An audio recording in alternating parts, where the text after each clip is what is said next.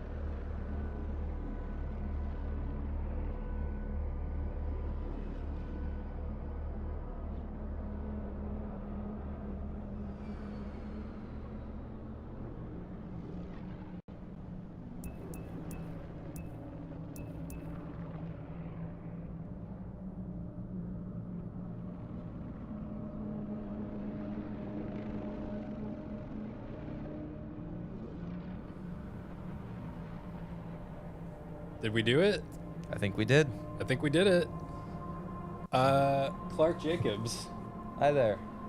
thank you for joining me. Of course. This is not our usual setup. We are getting comfortable in the outer rim of the house.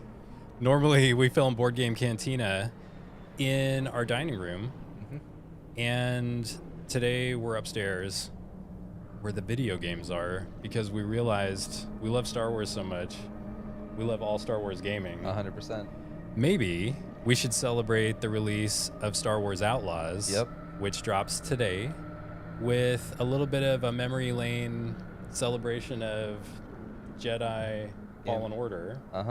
And it'll be great. We get to compare and contrast what they're hoping to do with Star Wars Outlaws and what they've done so far previously with Survivor and Fallen Order.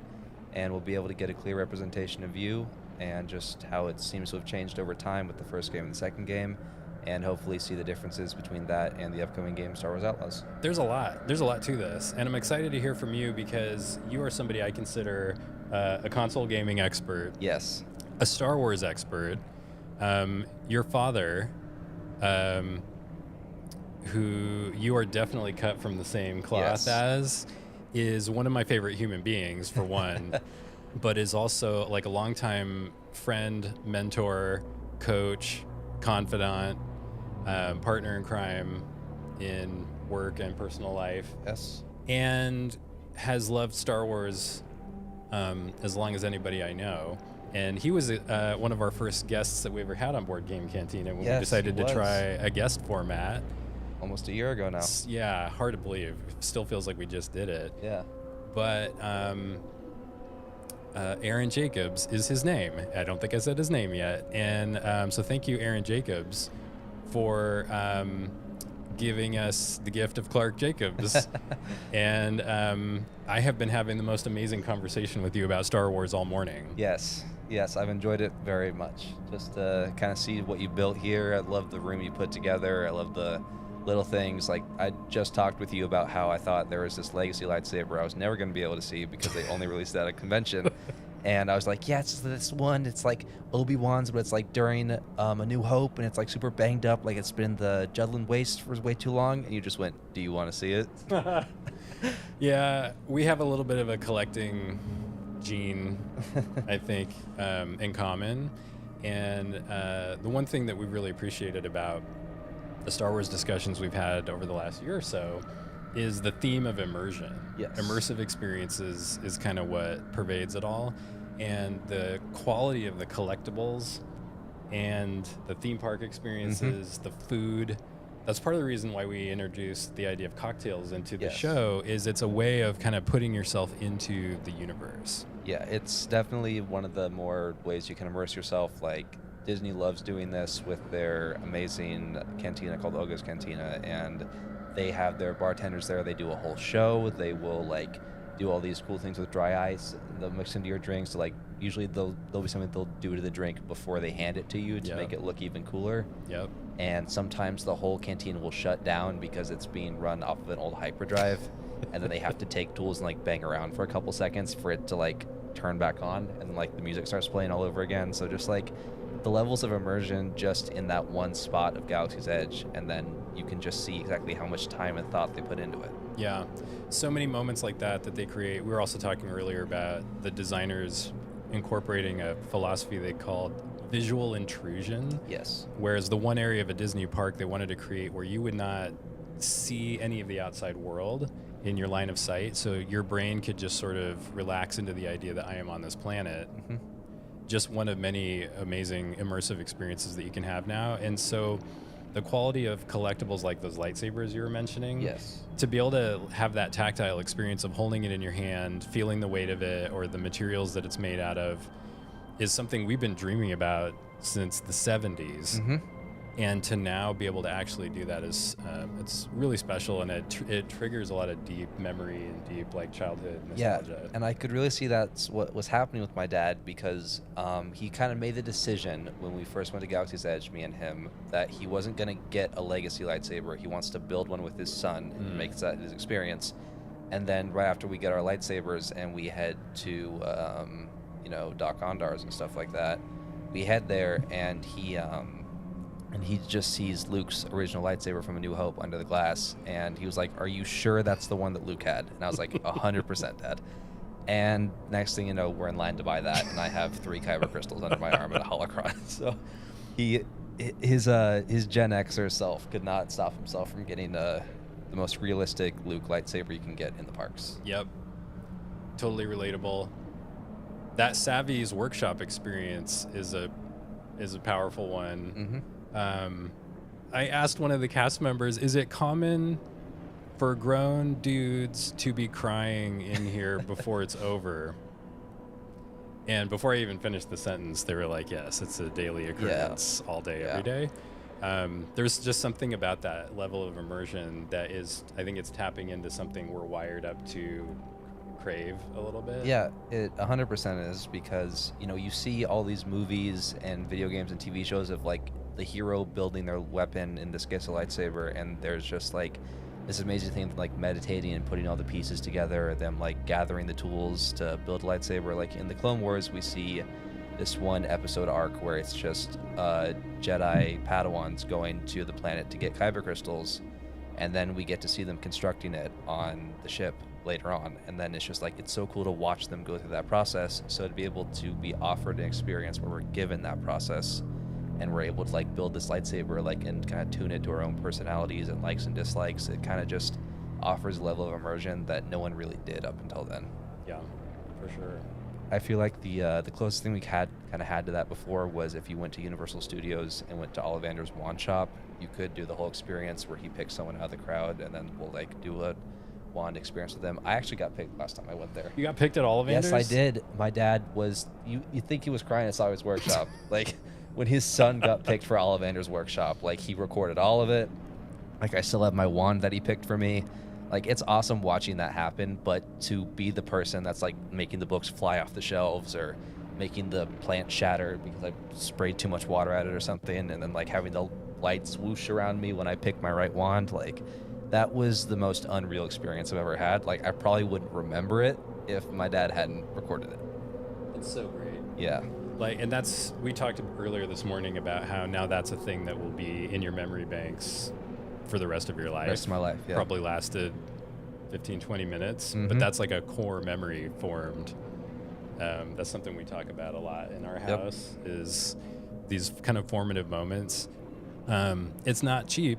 Some of these experiences are expensive. Very. And so at some point you have to decide how to prioritize, because I don't think anybody can really do all of it. But when you find the ones that really speak to you at a deep level, boy, does it resonate. And Yes. I love, like, one of my favorite things over the course of your life. How old are you now? 15. 15 years. It is weird for me because I don't have that many people in my life where I have the memory of the time period before they were there. Yeah. But to be able to now sit with you and have in-depth conversations about things that clearly mean just as much to you and your family as they do to me and mine, it's kind of a mind blower. Yes, I was 100% raised on this stuff. Like, my dad made sure that I knew everything about all things Star Wars, Marvel, DC, all those amazing things. Like, there's a picture I love that gets passed around a lot in our family, and it's of me and my sister playing lightsabers, and my sister is too little to like stand yet, so my dad's like picking her up as she swings the lightsaber, and there's me like perfectly blocking it with my lightsaber, and my sister just like screaming, trying to like trying to like attack me. And like, it's just like the funniest thing ever, because it's just like, you can show like how into it my dad is, and how like he's obviously raised his kids around Star Wars. Yeah. So to just see all those pictures, like, I remember one time I was watching a TV show like on my own in my TV room, and my dad ended up in secret buying a Darth Vader lightsaber and a Darth Vader mask, and then puts it on in there. And he knew I had my lightsaber with me, because like I didn't really go anywhere without it when I was little. So he would, so he just busted into the room with like a Darth Vader mask and a lightsaber, and he like just turned it on, and like I didn't even hesitate. I just grabbed my lightsaber and jumped at him. Yeah. And It just comes out of you. It just comes out of me, yeah. So it's in there. I've been messing with lightsabers for as long as I can remember, and then just running around in my Batman and Wolverine costume. So I was 100% raised around this stuff. Your Batman and Wolverine costume. Batman and Wolverine costume. Is Yes, that two separate costumes? Yes, I had an extensive wardrobe. Um, if I did good or bad at school, I got to pick a costume from Party City every day. That's pretty great. Yeah. So speaking of lightsabers, the central character in Jedi Fallen Order and Jedi Survivor, which we now believe is parts 1 and 2 of a trilogy. Yes. It feels like. Fingers crossed. The lightsaber is a pretty central element, partly, I think, for emotional and character development reasons, but also we've been wanting a game where you are playing and using lightsaber combat in that type of a role for so many years. Very long time. And I think the last time we experienced something where you really felt like you were using the Force was probably The Force Unleashed. Yes. Unfortunately, no longer canon, but Yeah. it stays in our hearts. It really does. Probably like one of the greatest video games of all time, pairs of video games, because it was sort of a two-parter. Sam Witwer giving some of the best Star Wars performance like of a lifetime, and created a character that everybody desperately wants brought forward in some form, I think. It's just hard to do because he became so powerful. Uh-huh. But it's been a while, though, I think, since we've really had an experience that felt like you were really in there. Yeah. And so the lightsaber, over the course of the main character, who, if you're not familiar with Jedi Fallen Order, the main character's name is Cal Kestis. And his lightsaber sort of goes through its own Little journey or in itself. arc. Yes. Yes. And we're going to come back to this topic in a little bit, but just sort of as a tease, I'll show. This is one of the lightsaber pieces that's normally on display behind Bridget and I in our dining room if we're doing a Board Game Cantina regular episode. It's huge. And part of the reason for that is the technology that they use to make these collectibles, but also it's meant to be huge because its original owner was huge. Yes, Jaro Tapal. He was big guy, big, huge alien. Like, you see these flashbacks of him, and he is just like some 7-foot tall, like, beast. And like, even when Order 66 happens in the game, you can see how he like towers over the clones as he's taking them down. So it's cool that they really tried to make his lightsaber like to scale with like how big it would have actually been. Yeah. And you can even see in the game, like when Cal uses it before you're actually able to like customize it to your own, you can see how like kind of oversized it even looks in his hands. Because it's not his lightsaber, it's his master's. Yeah. So that was a really nice touch, I thought. Just sort of getting used to switching our camera views in real time, which I never have to do. I usually have the luxury of just editing however I want after the fact. But yeah, the idea is this lightsaber was a double-bladed lightsaber that was symmetrical. So you'd see this emitter on both ends. It gets damaged during Order 66, and the one half of it that remains is what Cal keeps. He inherits it essentially from his master. Yeah, so much of the game is told in flashback as you're gradually recovering lost memories. Yeah, because it's kind of hard how they explain it, but what happens is that Cal's connection to the Force itself kind of gets severed after that, because he's damaged because he has a lot of trauma from what happened to his master. Like, he was really little when Order 66 happened. So then you can see, like, at the final flashback, you can see how he gets, like, the scar across his face because of the blaster mark that hits him.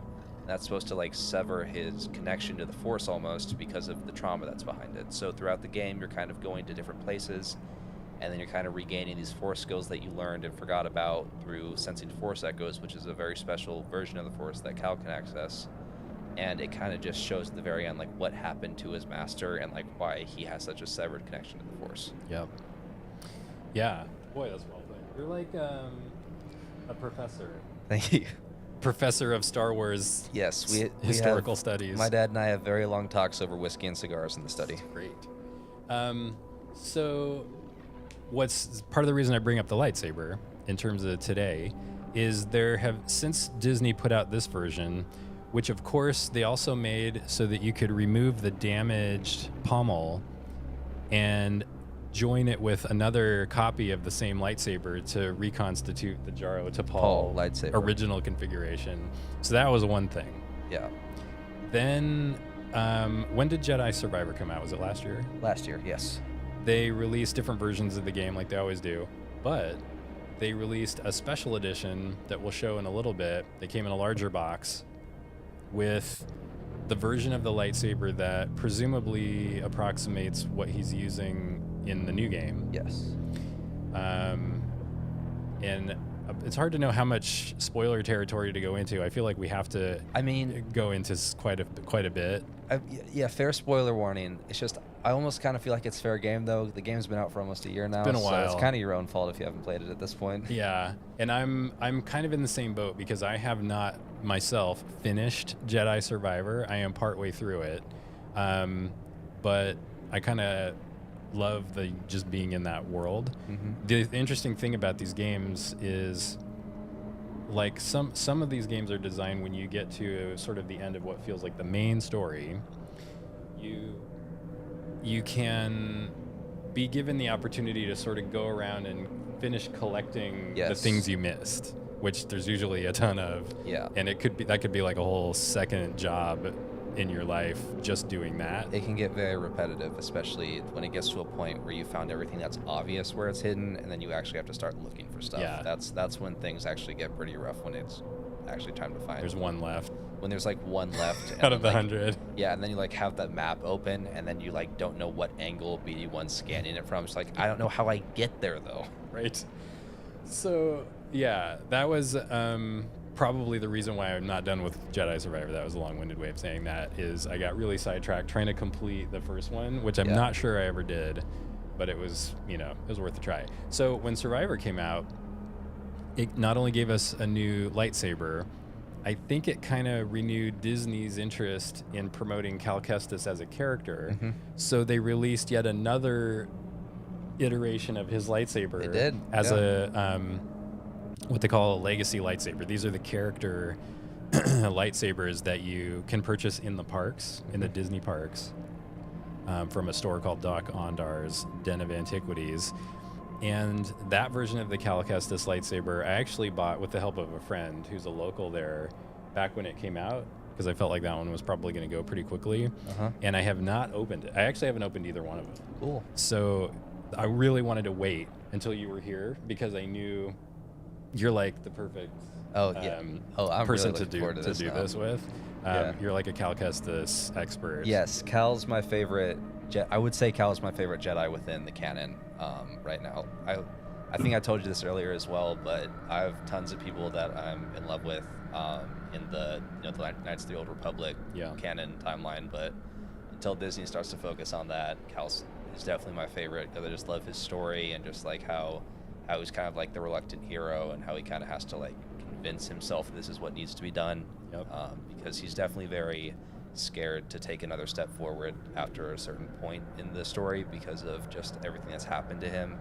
And it's kind of just like, I used to be a junker, so I don't understand like why I need to continue the fight to do this. Like, we have people like Saul Guerrero going out there and fighting, and like all these people, like, why do I have to be a part of this fight? And then he kind of has to convince himself over time that this isn't what he needs to do, it's what he has to do, because it's what it's birthright as a Jedi. Yeah, he's definitely the reluctant hero.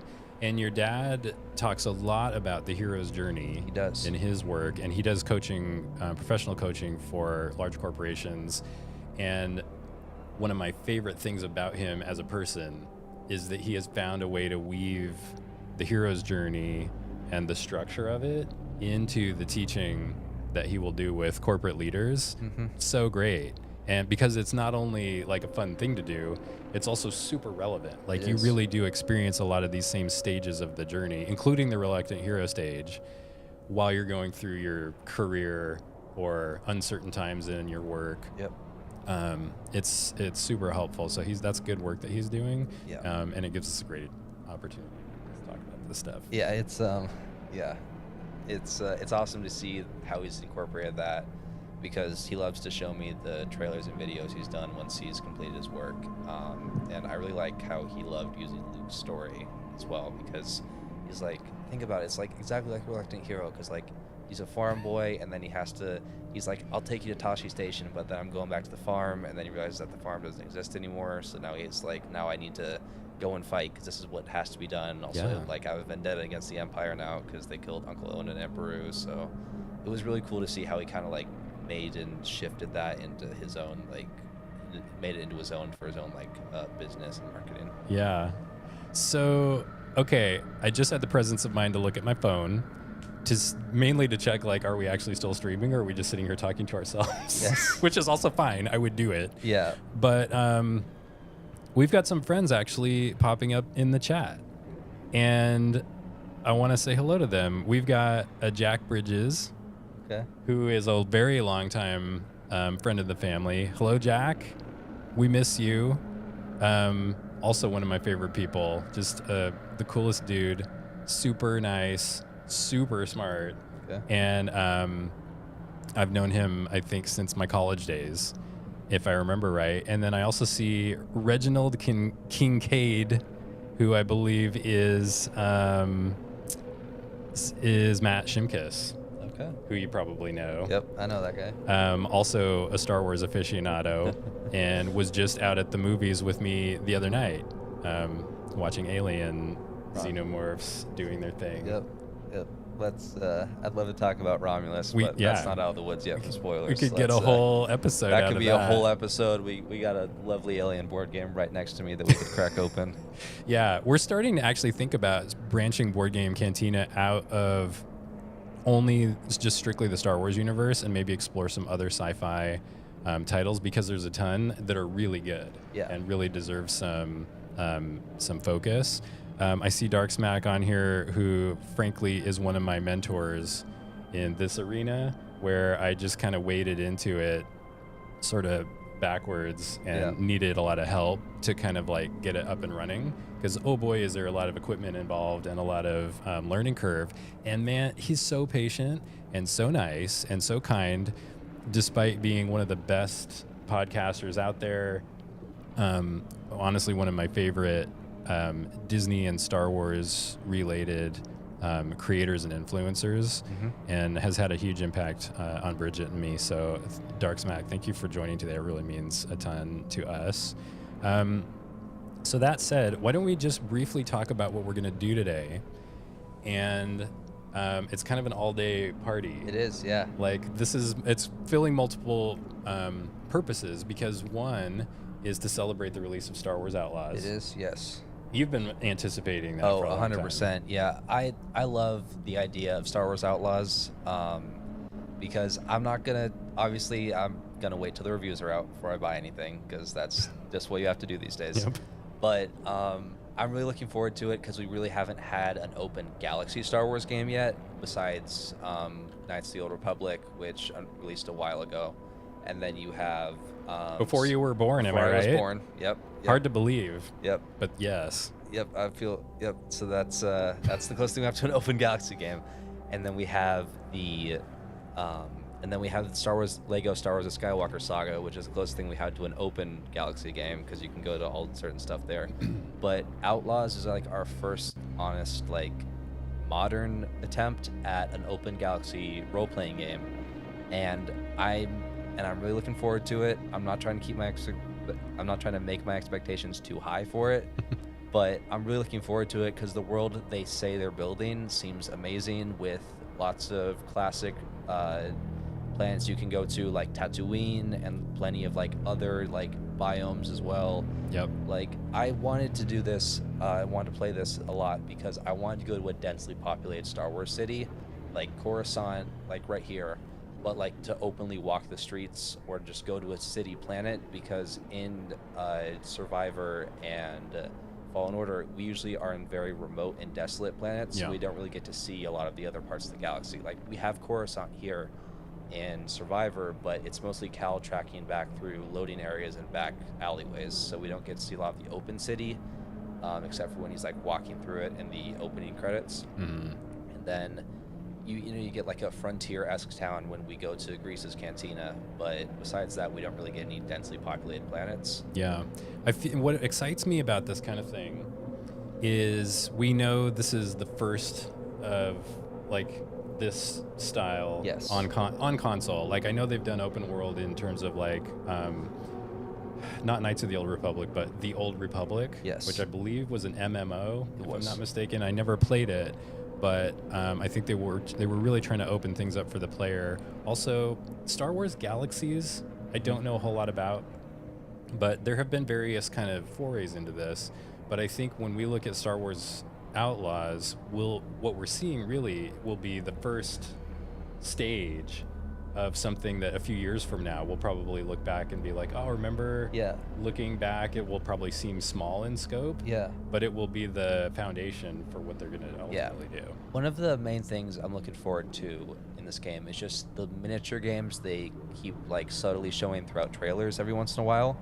One of the things that they've shown is, first of all, I love Red Dead Redemption. Like, that's my favorite, almost my favorite video game of all time. Yep. And my favorite thing to do there was to walk into a bar and play poker or blackjack or whatever they were playing. So to think I can now get the Star Wars equivalent of this, which is that I can walk into a cantina and play like sabacc or holo chess. Like, I'm not sure if they have holo chess in the game or not because I haven't seen anything about it. But they've been heavily implying that sabacc is a playable game in there. Gotta be. Yeah, and even that you can cheat at sabacc, which I'm really looking forward to testing out and seeing like what the drawbacks are to like cheating on sabacc and Heck seeing yeah. like what happens. I actually haven't played sabacc yet personally, so it'll be fun to like kind of learn the rules of this game. Yep. Just And there's see variants everything. of sabacc. That's the thing. So the very first episode we ever did of Board Game Cantina, we wanted to sit down and learn how to play the playable card game you can buy at Galaxy's Edge. Uh-huh. And in the process, we learned, oh, there's other rule sets. And it's kind of fuzzy because not all of them are complete, because a lot of them are just partial references authors have dropped in some of the novels here and there. But sabacc is a big deal because not only is it tied to the way Han Solo wins the Millennium Falcon, it plays a really big role in Darth Bane's origin story. Like, I'm not going to go into it because then that's all we'll talk about. But boy, is sabacc important. I'll just say it there. In terms of how have storytellers used it as part of major characters' journey. So I love the idea that you might finally be able to like scratch that itch in some way. Yeah, I'm really just looking forward to it. Another mechanic that I'm looking forward to in this game is that they've shown that throughout the game, the main character will be very much constantly doing different jobs for different syndicates and cartels. Yep. Like in the most recent gameplay trailer that we've seen, it's been somebody saying like, I can't let you finishing the job and pointing a blaster at her, and then it says like on each side of the screen it says like Hut Cartel reputation poor, and then another one that says reputation good, and they select that one. So it looks like you're gonna have to align and basically make the decision of what families you want to almost like have the best graces of. Almost. When I was playing games in the past where you have a certain amount of like faction alignment, like Fallout or Skyrim, I would tend to get into a little bit of like decision paralysis. Yeah. Do you find yourself like overanalyzing, or you just go for it? I overanalyze, yes. I've played more Skyrim than any other game I've probably played throughout my life. I love Skyrim. My good friend David Law recommended that to me when I was just starting to learn how to play on console. And yeah, I definitely kind of tried to figure out which people I wanted to align myself with, like if I wanted to be a Stormcloak or an Imperial. And it is still a political conundrum I still change my opinion on almost monthly. Like every time I redo a playthrough of Skyrim, which is usually pretty continuously, I'll end up like almost always finding a new reason to want to align myself with the other faction this time. Yeah. Because like I'll read into like their history, I'm like, oh, these guys weren't as good as I thought they were to begin, but these guys aren't exactly like the best people either. So at that point, it's honestly just personal preference, especially when you get to Fallout, because then there's so many different factions you can align yourself with. Skyrim's a bit easier because it's basically just Team Red or Team Blue. Yeah. But definitely with Fallout, you have to take a lot more choices depending on how you want the wasteland to like be when you're just going throughout it. So we should. I started to talk about kind of like what is the plan for today. Just realized I wasn't recording over here on this side. I'm just doing that kind of for safety purposes. But we're doing a little bit of like preamble here while we sort of like get our voices warmed up. we're going to drop into Jedi Fallen Order and or Survivor for a little bit and just kind of like acquaint people who might not have had a chance to play these games with what were they.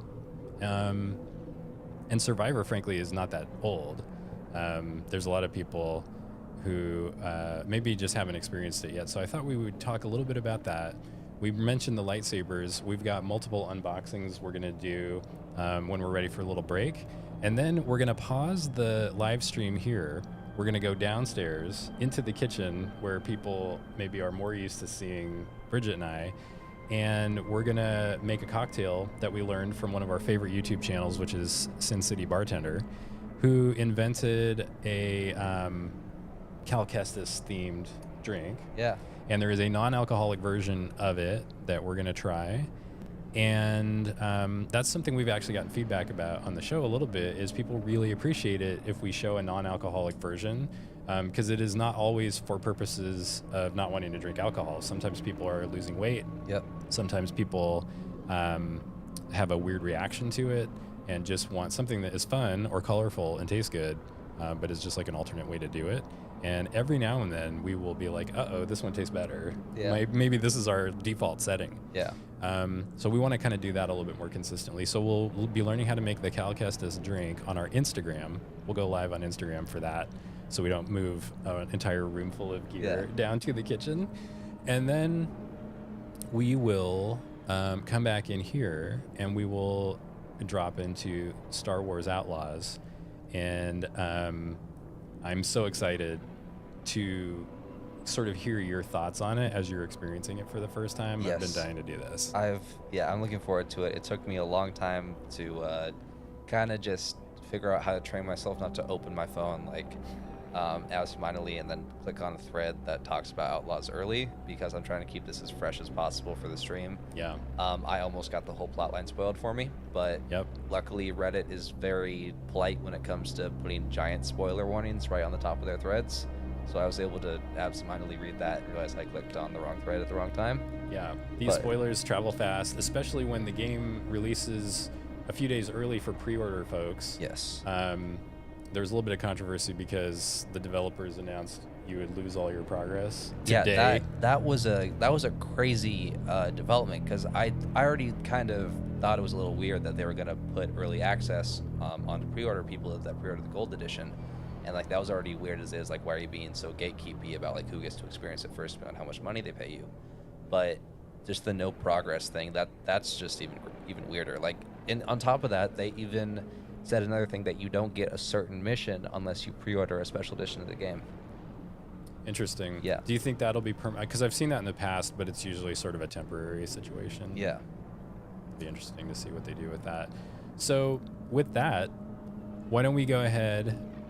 Do you want to play any of Fallen Order, or do you want to drop into Survivor? Because I've forgotten Survivor has a little bit of a recap of some of the high points of Fallen Order. I think we should do Fallen Order first, so then it's more canonic. Okay. Because like I kind of have OCD when it comes to like doing everything like perfect to the timeline. So I think we should start with Fallen Order and then work our way up to Survivor and hopefully pay off with Outlaws. All right, perfect. I'm gonna let you drive. You back out of here, and we'll go into the original. This is the OG. This is the original one that released in 2019. I had kind of forgotten how different Cal's face looked from the newer game. It's so funny. So I'm gonna switch our view here and show off the gameplay a little bit more prominently, so it's easier for people to see. Yep. So I think we should create a new game so then they can see the beginning of everything. Love it.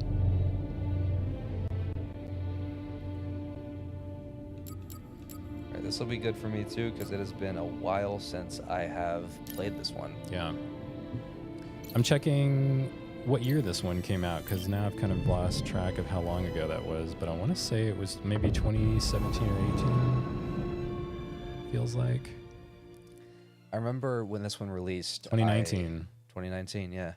I remember when this one released, I really enjoyed it. But a bigger thing about Jedi Fallen Order is that they've taken a lot of what you call gameplay and just samples from the Dark Souls franchise, which I thought was very, it was hear about, and then I ended up playing a Souls game in between Survivor, and then I just see it, and I'm like, yeah, this is exactly like Got how. some of the same deal. Definitely it's the same deal. Like, not like difficulty level, they definitely toned it down a bit, but the same like save progress bit where you have to find a spot to like meditate at.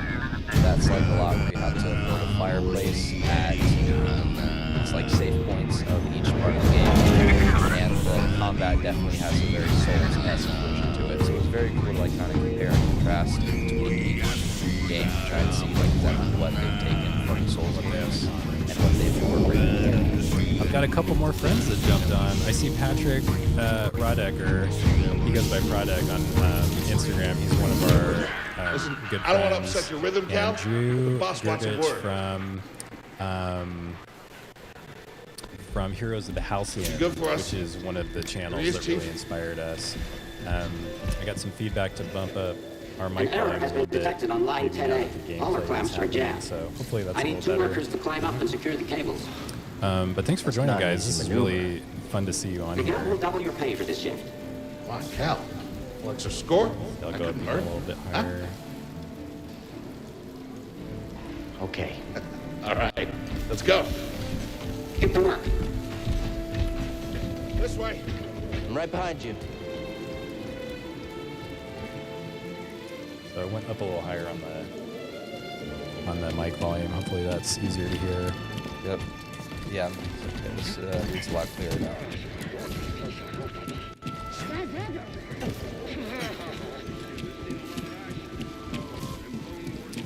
Yeah, there's so much to this process. I really sort of underestimated Don't worry about it. how much setup there would be, and then how much testing to kind of like check each aspect of it. It's a lot. Yeah.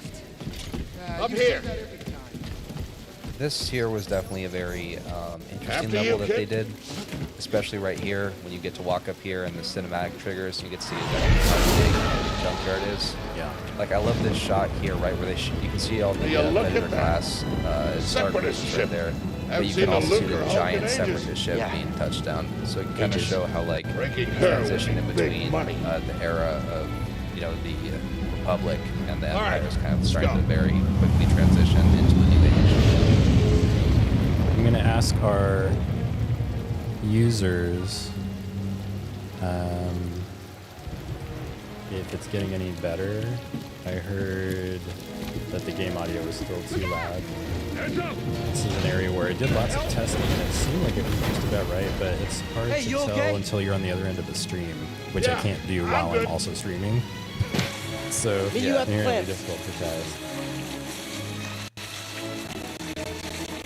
Depart this barge immediately. You are not approved trash. And trash, just not approved trash. I love like that little anecdote here because like droids have personality chips, so somebody programmed that guy to be rude.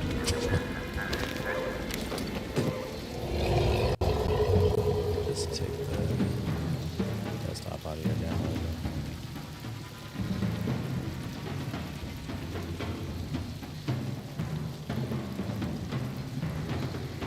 The cool thing about having cool friends is they're willing to jump in and give you that.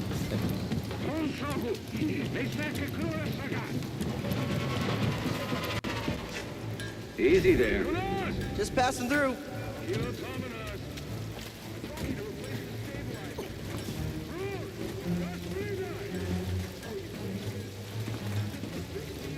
Hurry up. We're close to finishing ahead of schedule. I can just about taste the credits. It's gonna be a wild night tonight. Let's get this job done. Reckless cow. Good to see you. You too. Get yourself killed. That's the idea.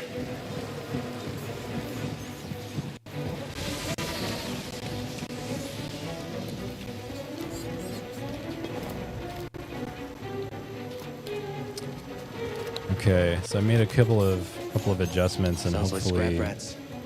Creepy. you can hear us a little Just easier. passing through, guys. No need to come out and say hi this time.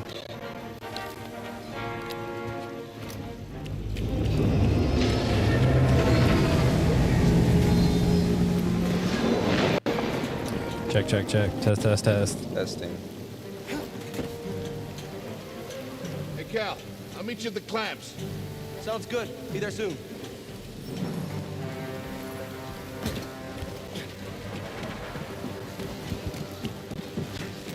That's a little bit better. Clark, go ahead and say hello. I think we might have got it. Hello. Do you remember?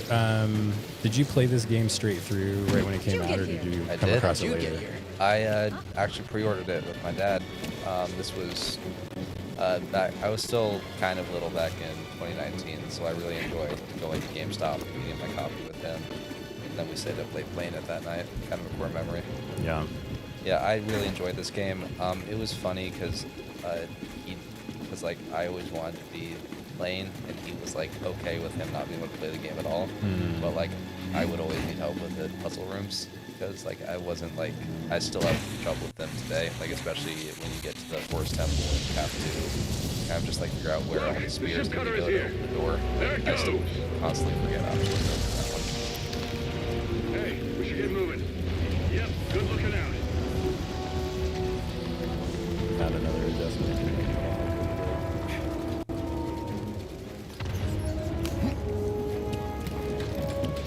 Hurry, we gotta finish before they start cutting this wing. Yeah. Working as fast as I can.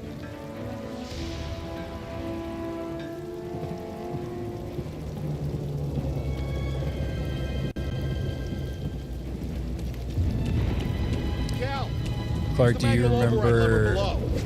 your first Star Wars memory? I've heard a lot of people start conversations with like, what was your original relationship with Star Wars like? Because it's a little bit different for everybody.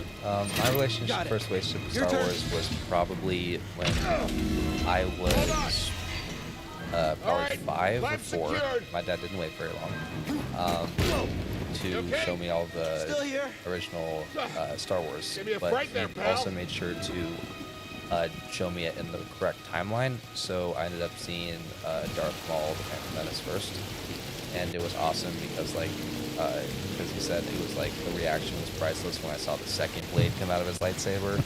Apparently, like little like 4-year-old me was like, what?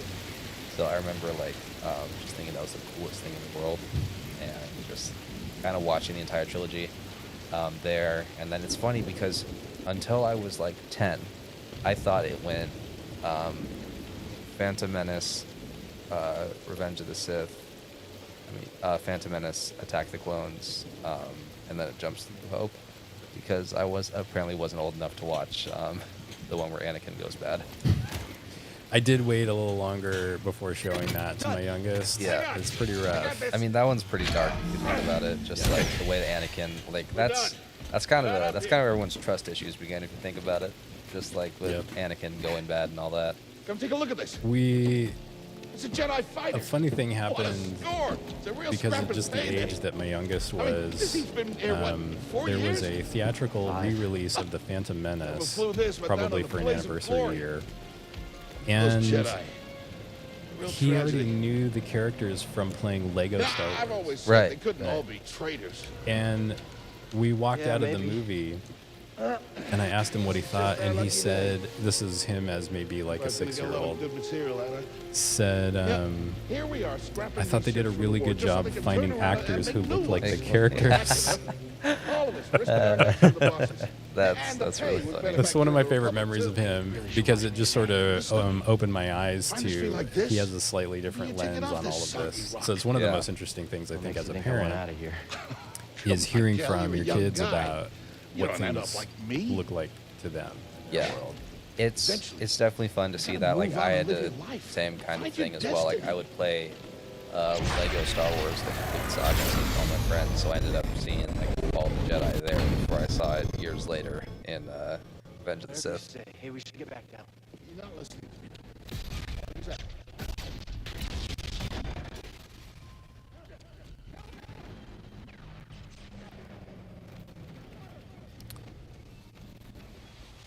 Still making some little adjustments.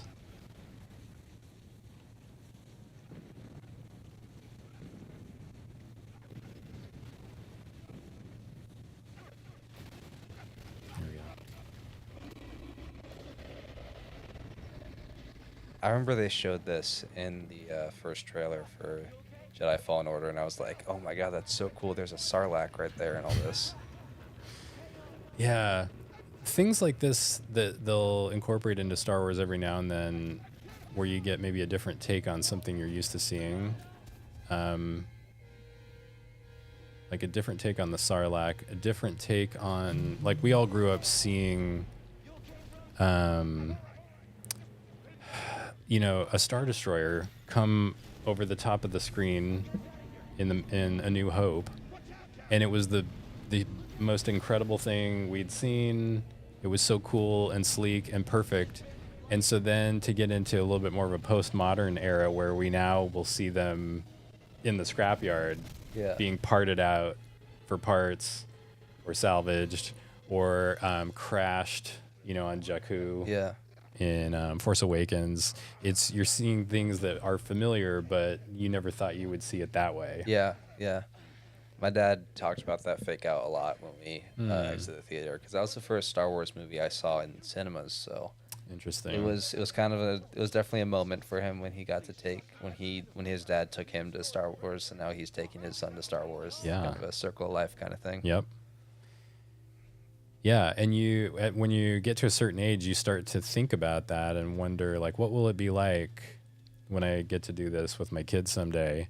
You know, if I'm going to have kids, and do I want to affect the experience at all? Do I just want to, like, let them go in completely cold? Yeah. And it's hard when something is it's in the forefront of the public consciousness like this.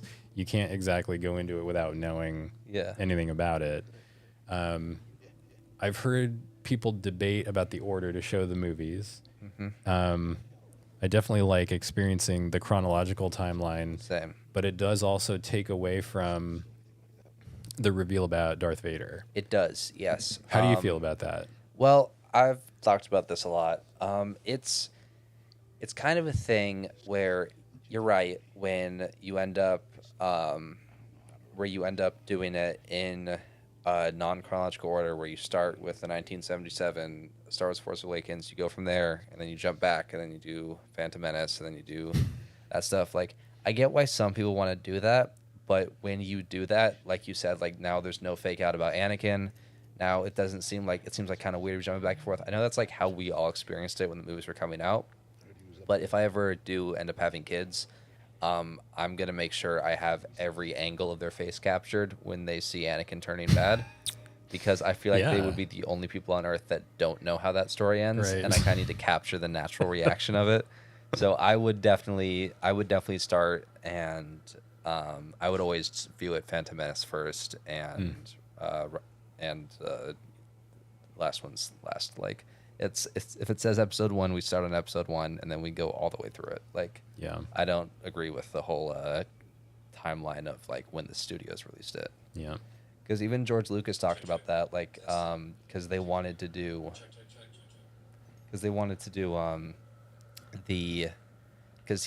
Phantom Menace first, and the studio was like, no, we think that The Force Awakens A New Hope will test better, so he ended up doing that one first.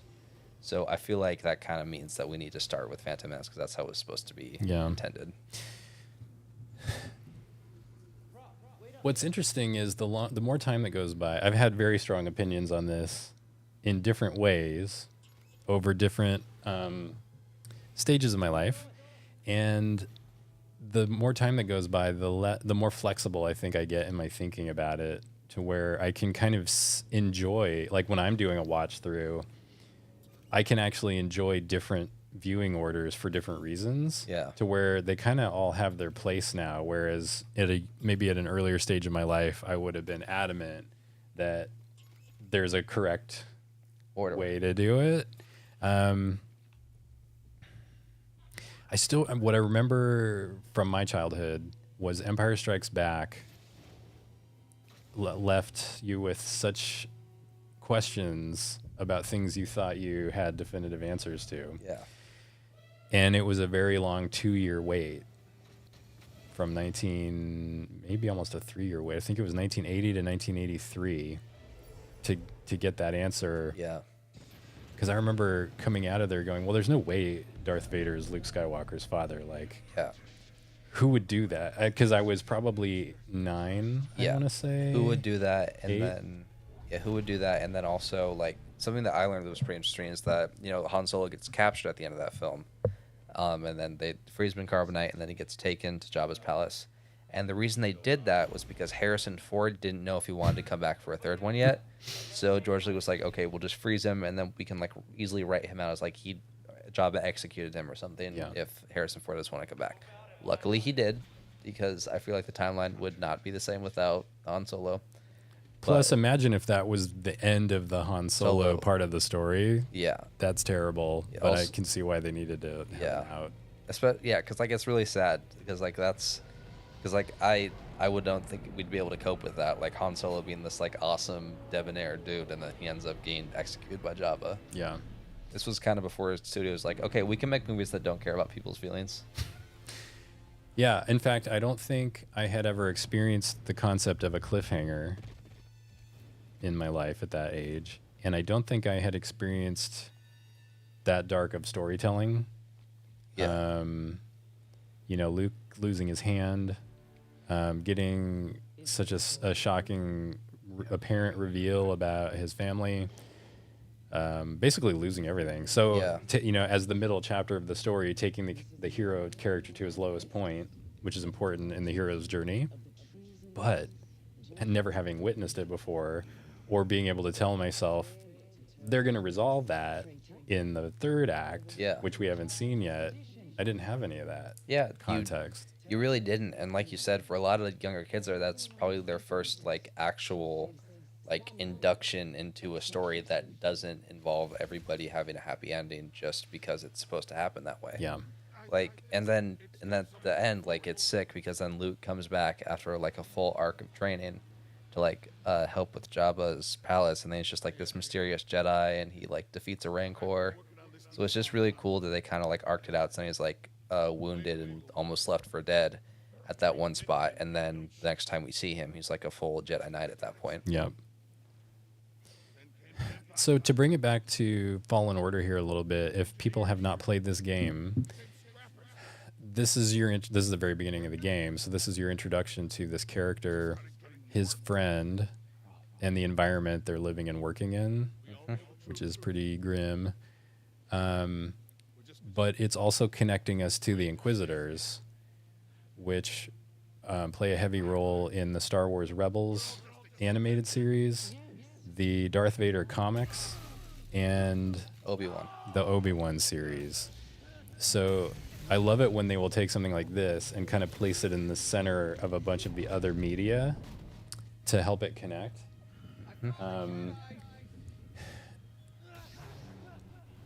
This is also an important moment for Cal, because I think this is the first time you see this lightsaber, right? It is, yeah. The first induction to him being Force sensitive was a few moments ago when he catches his friend before he falls in the Sarlacc pit, but that was the first time he ignited his lightsaber. Yeah. And I'm holding up the lightsaber for anybody who maybe missed the discussion about it earlier. We're going to do an unboxing of a couple other versions of this saber that are associated with the second game that have come out over time. So we can do a little compare and contrast. Because I discovered, even though I had waited to unbox them, I was excited to see them, but I had kind of forgotten in the time since they arrived what exactly was different about them. So we'll get into that in a little bit. Yeah, it's really just cool to see this. Also, like you said, this is one of our first, like, open lightsaber combat games. So just being able to run through this train and easily cut down stormtroopers, like, this was just a real fun experience if you're playing it for the first time. Yeah, it's also that very first part of the first level. The focus was a little bit more on, like, the platforming aspect of the game, where they're teaching you that you're going to do almost sort of like Assassin's Creed parkour. Yeah, that's what I originally compared it to when I was first playing. It's like, this seems like an Assassin's Creed game. Yep. So yeah, like right there, you're climbing through, like, the junk piles and stuff. Yeah. Like right now, there's a little more hop across. Like, it definitely feels inspired by that style of Yeah. gameplay, which I spent a ton of time on. But to bring it into the Star Wars universe was really brilliant, and I can see why they needed a moment to sort of acquaint you with that if you maybe hadn't played those kind of games. Yeah. Before we get into this moment where it's more about his introducing him back into using his lightsaber his force powers. I think this is your first moment coming up here where you'll use the force to slow something down. Yes, which right becomes out here. a real staple of the game later on. This is the one like move that Cal remembers, because pretty much every other move from the Force he pretty much has to remember how to Relearn. do. Yeah, they use a nice memory loss mechanic to justify why you have to go through a progression of learning stuff. You as the player, Yeah. in that he basically has PTSD. He does, yeah. From Order 66, that has cut him off from a certain amount of his memory. Yeah. That's a nice pile of Stormies you got going. Yes, yeah. I kept trying to do the block feature, but I guess like it's reflexed me to parry. Yeah, it's definitely cool, because that's how he kind of bonds with his second Master Siri Junda, because she also has a traumatic experience in the Force, so she ends up almost like pretty much taking him in, and she's like, I understand what you're doing. Like, I had my own traumatic experience with the Force, and I understand why you might need to sever your connection with it, but we need you to like regain your control, because we need you to help people. Yeah. She's a really good character. Yeah, she's great. Amazing character. She's like awesome, because I love the actress that plays her as well, and it's also just great to kind of see the relationship that her and Cal kind of get overall when they explore different planets, because she's like very like wise and knowledgeable, but she also understands what Cal's going through, so she understands why it's hard for him to regain this connection to the Force, and why she like needs to help him with every step of the way. Yeah. I'm resisting the temptation to have you pause so I can translate the Arbash on all the signage, because since last time I played this, I've forced myself to learn the Arbash alphabet, so that mainly when we're in Galaxy's Edge, I could read all the little signs without having to get out my translator. Once you do that, you suddenly become aware of how it's everywhere. Yeah, I'll look for some for you to translate. Looks like we have a little bit right here on the door. I don't know if that's Arabic or just graffiti. Yeah. Man, there's... I can't read that one. Yeah. Trying to find some stuff. The docs here. Yeah. It's hard- what's interesting is most of the time the signage is something pretty obvious. Yeah. Like keep out or use caution. Yeah, we have some stuff on the door here in the green. That's an ETH on the bottom. It's AAE. Is that TH? I don't know what that says. Some of the letters are easier to recognize than others Yeah. because they're more common. So you'll see them all the time, like the letter E. Yeah, the letter E and It's everywhere. Look at those crates. Yep. Do those look familiar? Oh yeah, yeah. Those that's kind of cool to think about. Those are basically what the lightsabers come in that you buy in the Disney parks. Once you notice them, they show up in a lot of Star Wars. So I think when Yeah. they were deciding what should we package these lightsabers in, that crate design was kind of the logical choice. Yeah. So, but then once you have it in your house, you feel like This is a loading crate from Star Wars. yeah, Yeah, I love just like the way if Disney's good at one thing, they're good at doing their research with like what people would want when they buy something, especially with the legacy lightsabers, like you said, and it's like how people want something packaged. Like even the kyber crystals, they just improved the design on those, because originally you just unscrew the cap and the kyber crystal would slide out. Yeah. But now it's like a whole like little holding thing it comes out of, looks like, from a kyber crystal container. yeah, and they patterned it off of a canister that you see inside of Savvy's workshop. Yeah, you do. In fact, there's a lot of Etsy sellers that will fabricate recreations of those canisters with the lights on the side. Yeah. It's pretty neat. Yeah, it's really cool looking. I especially like the little Sarlacc you can buy from Doc Ondar's as Baby well. Sarlacc. The baby Sarlacc, yeah. I love just like how they made it like its own little terrarium and stuff like that. You get to like see the insides of a Starlack. It's cool because you can kind of like start to see like what a bigger one would look like underneath the sand or the junk pits of wherever it's decided to be. Yeah. Oh, there it is. Is that the first time you see the Mantis ever? Yep, this is the first time we see him. All right, that's a nice moment. This ship really becomes your home. It's kind of your like base of operations. It is, yeah. It's a little like if people have played Mass Effect, you spend a lot of time on a ship called the Normandy that is really your home as you travel around and do your missions. Your crew is there on board. In between missions, you travel around the different decks of the ship and have conversations with them. And the more you invest in talking with them, the more they will be open to doing certain things with you in the game. And this is a little bit simpler version of that concept, but you'll do things like as you're exploring these different planets you travel to, you may find different kinds of seeds for plants, and you have a little terrarium, like garden area on the ship that you can use to kind of memorialize your trips to those different planets with the seeds. Yeah, it's cool because I think Greece will also comment on them as well, depending on how much or how little they've grown. That's a cool thing that they've done. It was definitely cool to see how they've kind of all moved on as characters as well in the next Fallen Order game, because the next one jumps ahead 5 years and Cal has a whole new crew, and he's basically like been gifted the Mantis by Greece, and like Greece now runs a cantina, and Seer is now helping, I think, Lost Night Sisters kind of keep Jedi Chronicles alive. So it's kind of cool to see like how they all kind of went off and did their own things after the original events of Fallen Order.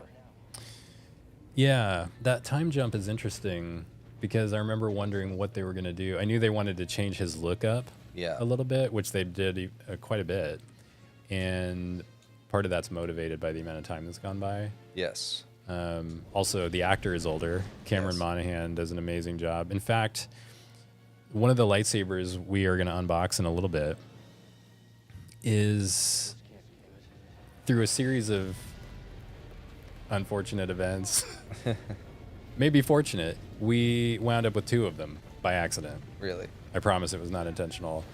And we were like, do we just sell the other one and get that money back? And I realized if it winds up being more of a rarity, oh, here you go. So great. Awesome way to introduce the character not only to Seer, but also to his relationship with the ship. Yep. See, this is where he would probably die, like right there. Right. Like his ribs would be dust. How is he after still that. alive? Yeah. Reminds me a little bit of the AZ droid from Bad Batch. Yeah. Oh, this part. Yep. Yeah, I really like this part. This is one of the bosses where you're not supposed to be able to beat them. So I think it's really funny when someone will like devote all their time to figure out how to defeat the boss, even though that basically breaks the game if they can't defeat you first. Yeah, that's sort of the point of the scene. Also a new character introduction. Yeah, the second sister.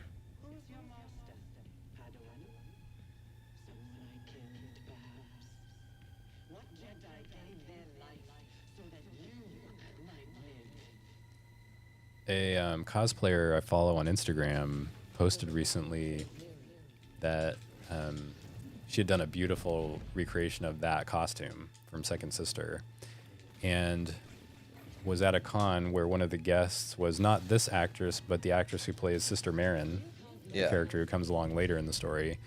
And that actress was so impressed, she got on and texted this actress who plays Second Sister. Yeah. And she responded. Oh, that's sick. So pretty special for that person, because so much work and time and energy goes into that costume building. Yeah. It's its own whole specialization. Yeah, it's especially here you can see how she's obviously supposed to kill you, because Cal knows one force move right now. Like, you're not supposed to know the controls either. Like, I haven't played this in a while. This is probably the best representation of someone who's never played Fallen Order before fighting her. I bet I could be worse at it. Oh yeah. Don't worry. I like my parry time is not what it used to be. But it's really cool just in this scene, because it's our first like lightsaber battle of the game as well, because this is second sister dropping down and just trying to attack us. Yeah.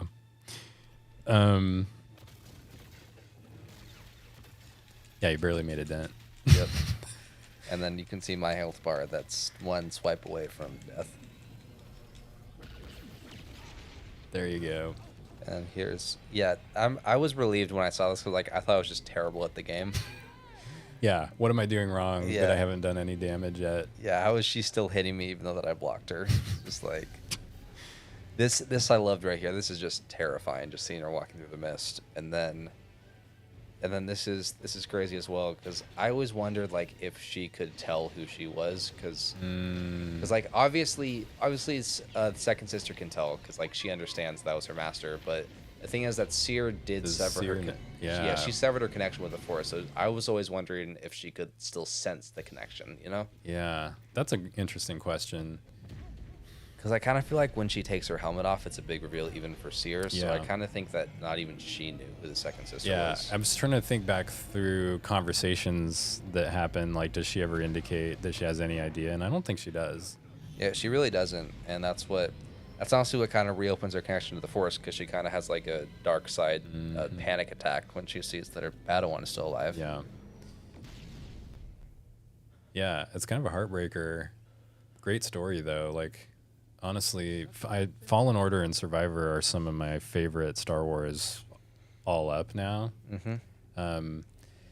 It's probably hard for people to relate to if they haven't sat and played it. I imagine if you're just watching clips of the game, it might just look like any other game. But you really get attached and invested in who they are.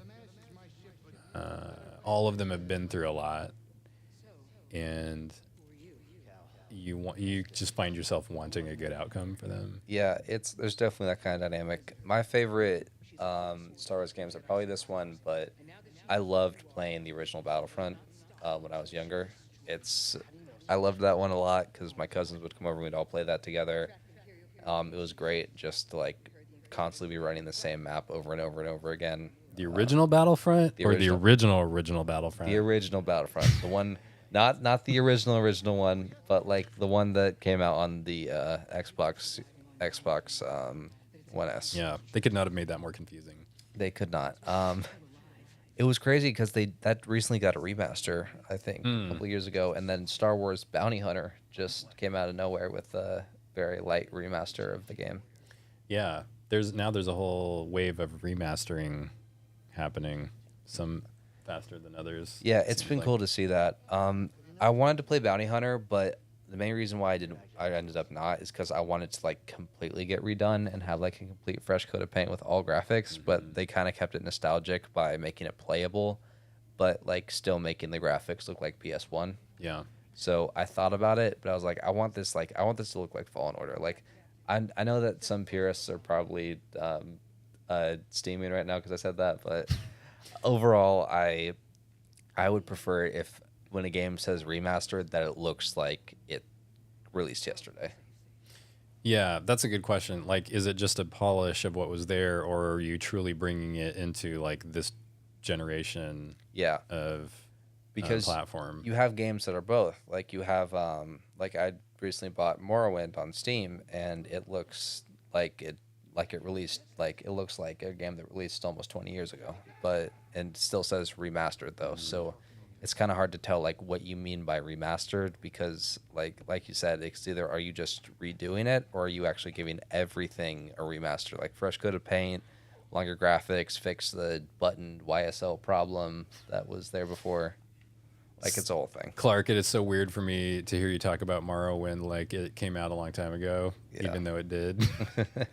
And like, there's part of my mind where it was not that long ago. Yeah. So this is is this your first time into the cockpit? Yes, Of the this ship. is the first time you kind of get to explore the Mantis after you jump onto it. Okay. So right here we have, this is a terrarium. There's nothing in it at the moment. This is where all the plants go when you collect seeds. And then you can come back. They sort of gradually grow Yes. over the course of the game, so it's a way of sensing the passage of time and remembering where you've been. It's also another thing you can obsess over collecting Yes, and try to get it's all another of. collectible. The things I usually obsessed over the most were Cal's poncho addiction and his lightsaber configuration. Like you can't customize anything at the moment, but this opens up after the tutorial level. Yeah. The customization of the lightsaber is a big deal in the game. You Yes. gradually, if you go, especially if you like to find all the little out of the way corners of a map, maybe where you didn't have to go, you're usually rewarded for doing that exploration with extra components, either for the lightsaber or extra looks for his outfit, extra color schemes, Extra color for schemes. BD, And for the Mantis as well. and for the Mantis. And it's cool if you can get them all coordinated. So it's Yeah. like a whole put together look for all your stuff. Yeah. That's like the next level. you Yeah, get to. and then right here we have the cockpit. I really like this area here where it's like the whole thing. I really liked how each of the seats have 4 armrests because Grease has 4 arms. Oh. Yeah, see, each of them have 4 different armrests. Dude, Yeah. how did I go this many years and never even register that? It's Yeah. right there. Like, so he's resting one of his one level of arms on there as well. That's fantastic. Yeah, there's that, and then right here we kind of get inducted into Cal's. Like basically, this part of the Force that makes him special is that he can pick up items like he does here, Yep. and then he can kind of sense an echo of what it did in the past. Yeah.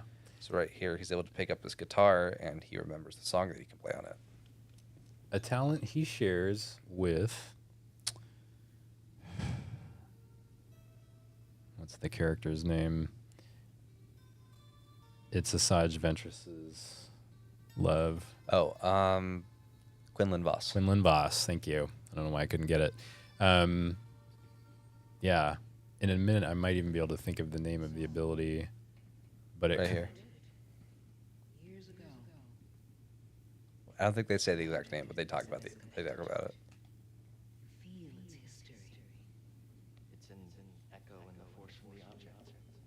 Right there. The other big part about this is that Rey from the Disney sequel series also has this power. if Oh, you didn't know yeah. about that. The minute she touches the lightsaber, Not just the lightsaber, but when she touches the Sith dagger that Palpatine used as well, she can say bad things have been done with this. So That's it's right. kind of cool to see that she does that, and it shows like how strong in the Force Rey was, because not only did she have that special Force trait, but she could also heal things with the Force as well. And usually, only a select amount of Jedi are able to actually do that with the Force, yeah. and be able to, heal something with the Force or sense an echo. And like it's usually a very select thing. So the fact that she had both of them kind of shows how strong she was. Yeah. Come back in that moment. It's going to bother me. So I'm Googling it. Psychometry. Psychometry. That's the name of the ability. Ahsoka has it. Wow. Yeah. Ahsoka was always a strange character for me because she went on such a journey throughout Clone Wars, and she also is like well aware of the Force gods and like can step into that dimensional plane that's in between everything. Like the fact that she could basically see the past and what was to come, like made her such a important and interesting character. Because the fact that we haven't really seen any other Jedi throughout the canon that actually still have like the ability to stay connected to that level of the Force. Yeah. Yeah, I can imagine it's a challenge for storytellers now that there's so much to work with. Of how do you pick what should be a character's most important traits? Hey, I got a question for you I thought of a minute ago. Shoot. This necklace that Seer is wearing, is that maybe a fragment of her kyber crystal? I'm not sure I know what that necklace is. I was wondering that myself. It would be cool if it was, but we don't know. Well, we know that she keeps her lightsaber, but we know that the crystal isn't inside of it. So yeah, I would say that might just be her kyber crystal because she still has the hilt, but she gives it to Cal. So that could be her Yeah. kyber crystal.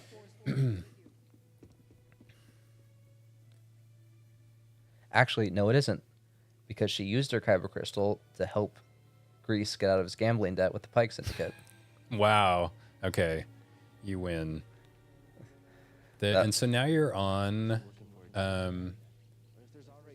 it's not Brendok. That's the Acolyte planet, but it's This is Zepho. No. Zepho. Is it Zepho? Yes, it's Zepho. Okay. So this is really where they kind of let you run wild for the first time, it feels like. Yeah, and right here is where they want you to focus on because it's the first time you get to meditate. Yep. And what meditating basically is in this game is that it is it's a save point, yes, but you can also press your skill tree.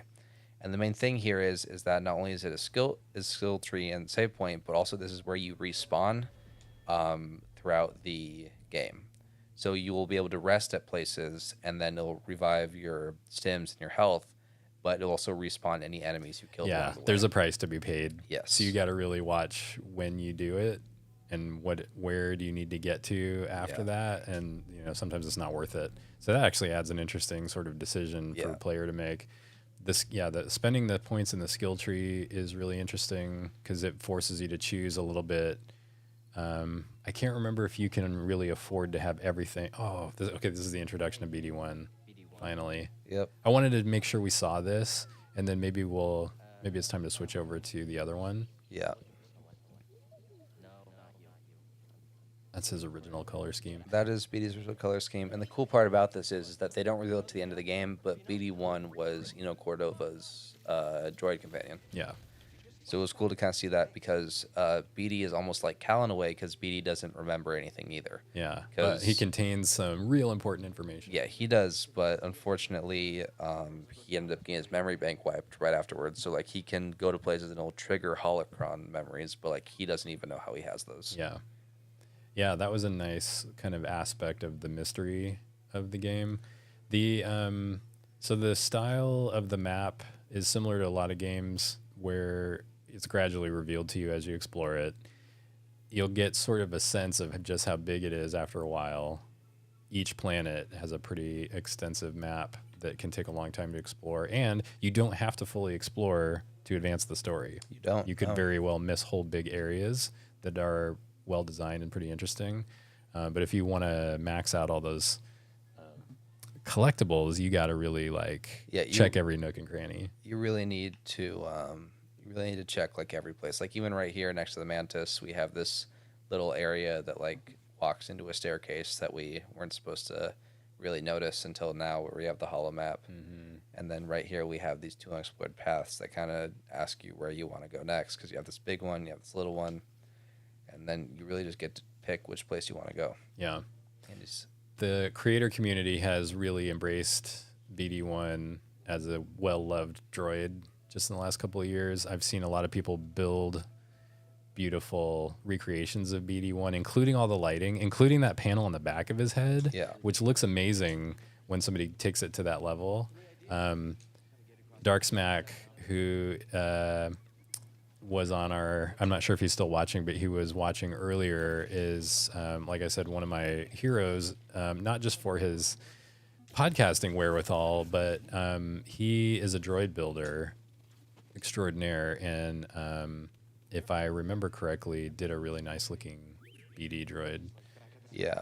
But it just has so much personality. Yeah, it's amazing, especially since shoulder droids are always the best throughout Star Wars, because they're so much more portable and compatible. We've had a couple shoulder droids, but the one that's also just as almost popular as BD is Dio, who was Iden Versio's pocket probe droid almost that would hook onto her backpack. Mm-hmm. Now this is a cool part right here, because we kind of get to see the upgrade table now. He's got a little wounded wing. Yep. So he will come over here, and Cal will basically pick him up and fix him up, and then will also give us an introduction to the lightsaber table. It's so smart because you're not only learning an in-game mechanic that you're going to be using in multiple ways. You're going to be using him to access things you wouldn't be able to without him. He's going to be accessing information for you. Mm-hmm. You're going to be repairing stuff on tables like this. And it's forming an emotional connection because you're sort of tending to his injury, almost like a parent-child relationship. Yeah. It's such economical storytelling because you're getting 4 or 5 things accomplished in that one moment. Yeah, so right here we have the lightsaber customization table. So this is the lightsaber that we just showed a few minutes ago. As you can see here, we have Jaro Tapal's lightsaber with a damaged hilt on the bottom.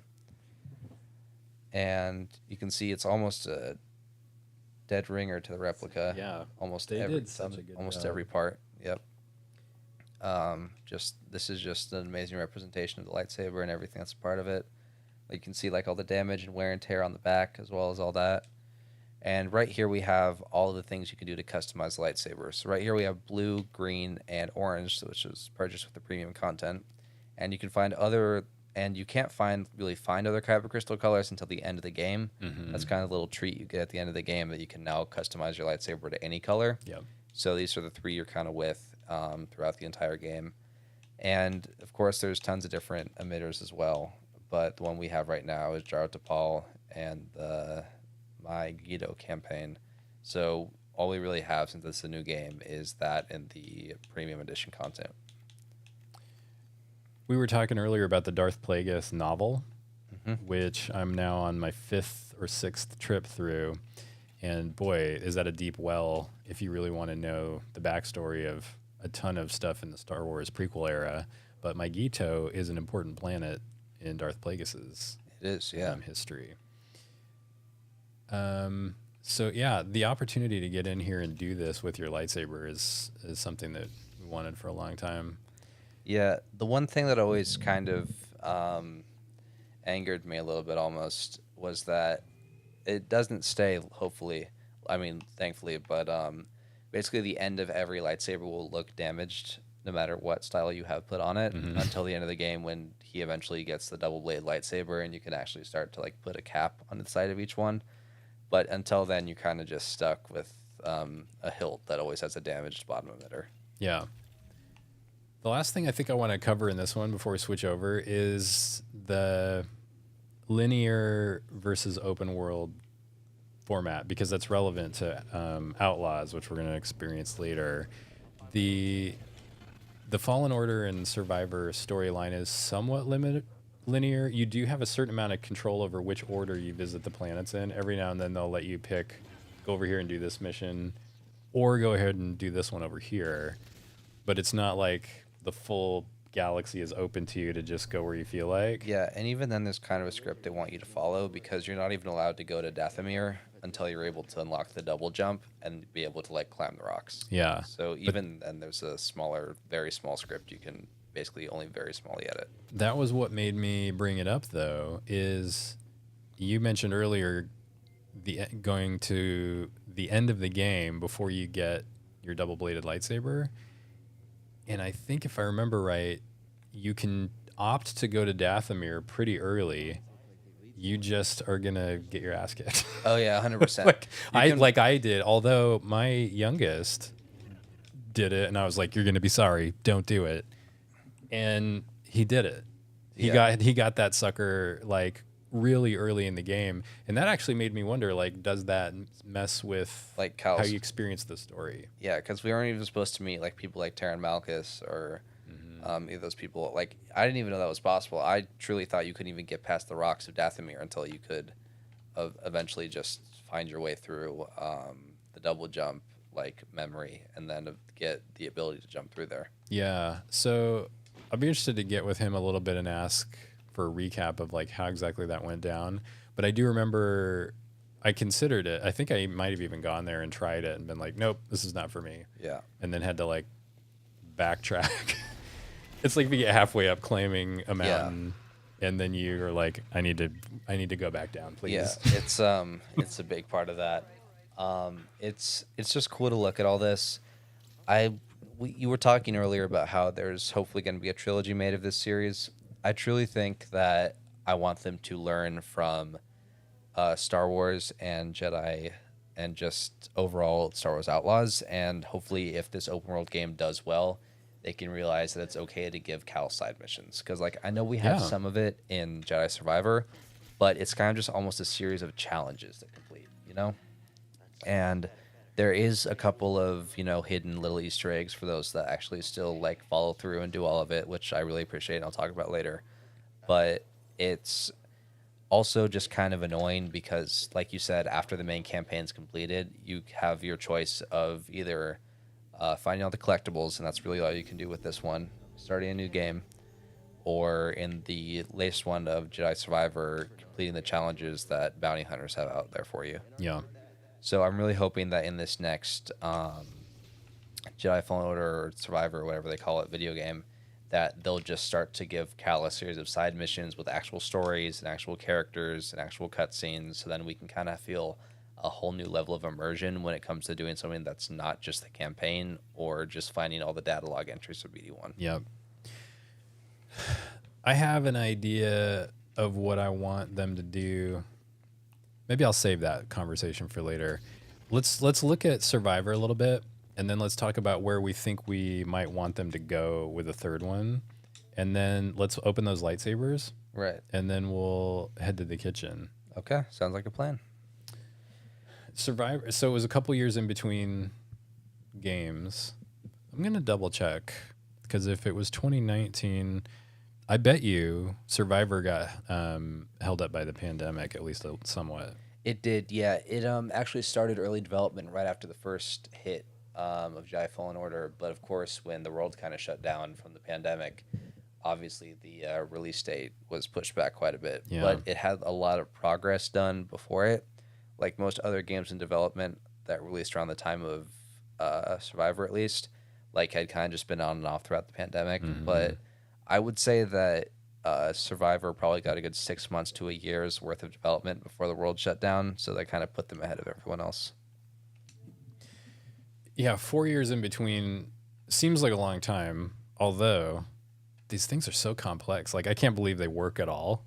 Just even from a testing perspective, just the infinite amount of testing they would need to get them into shape seems like would take years. So hats off to anybody that can get a game like this out the door, even in 4 years. That Yeah. still seems fast to me. It was a great game. The only problem with it is that unfortunately for the victims of the PC community, like I did when I bought it on Steam accidentally, was that the game can't really keep up with the PC sometimes, so it can be very choppy and stuttery. Yeah. And the only way you can like basically tone that down is by lowering the graphics refresh rate. Yeah. So it's like either, okay, so you want like a game that looks great but is choppy every 5 seconds, or do you want a game that looks like you're playing it on a 360 and kind of runs well? Right. It's the age-old Yeah. conundrum.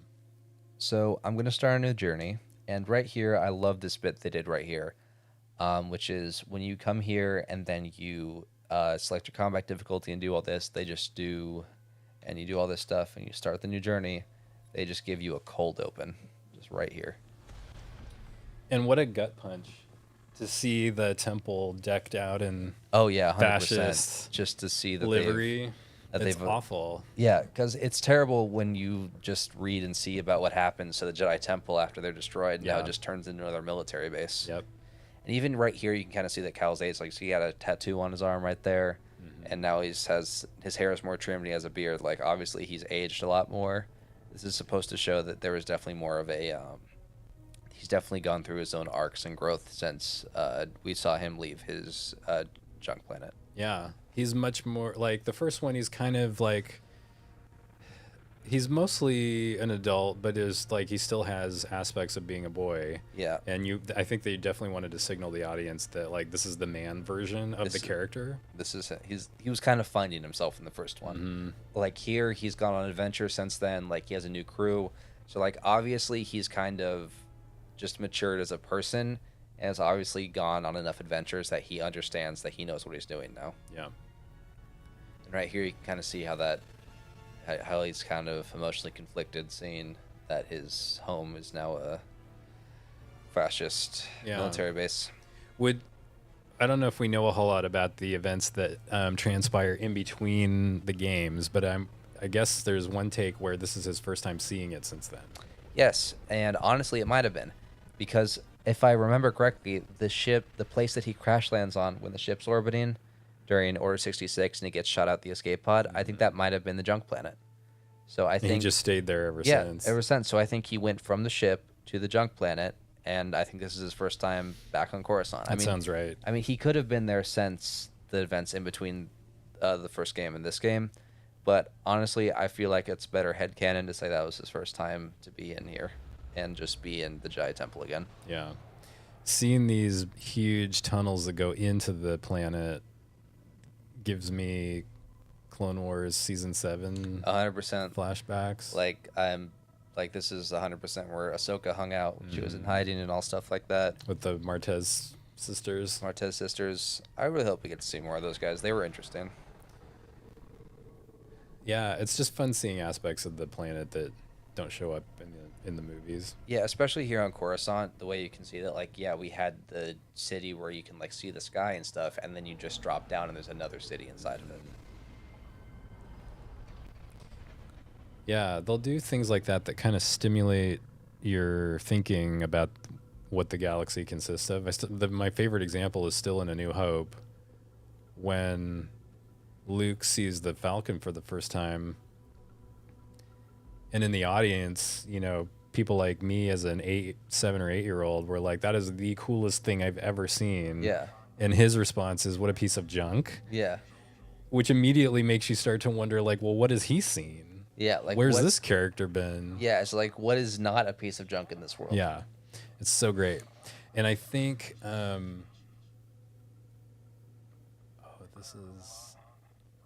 I'd kind of forgotten about this first mission. They do a nice job of sort of misdirecting you a little bit about what's going on here. Yeah, especially because, you know, like with the crew and everybody, you see this and you're thinking like, oh, this is Cal's been captured or something. Like, where's Seer and Grease? Like, are they going to break him out or something?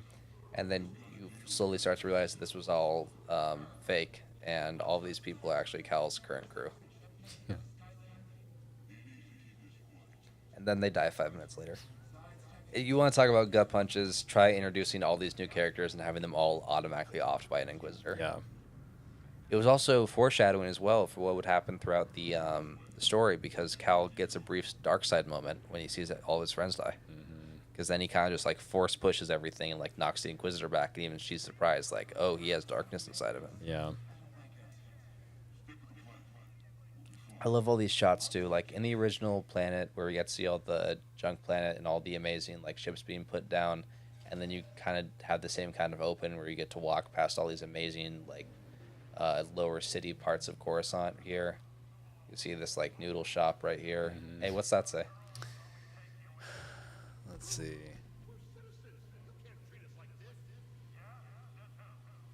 The bottom says noodle. The top, I think, is that WAYE? I think that circle shape is a W. I get mixed up on some of the letters. Yeah. Still working on my Arabesh.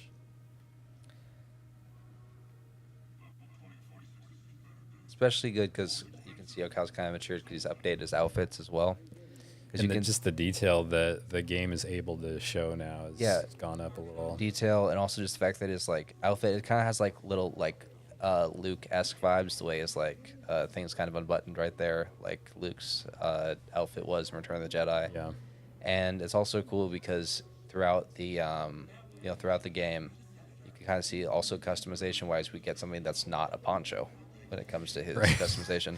That was something that people talked about a lot. They were like, I'm so happy that there's something besides a poncho I can dress Cal in now. Ponchos were like a surprisingly popular discussion topic from the first game. Well, it was just weird because like that was the one outfit choice you had. You just had different colored ponchos except for like the outfit he was wearing right before he leaves the junk planet, you know? Yeah. Like besides that, it's just all ponchos all day.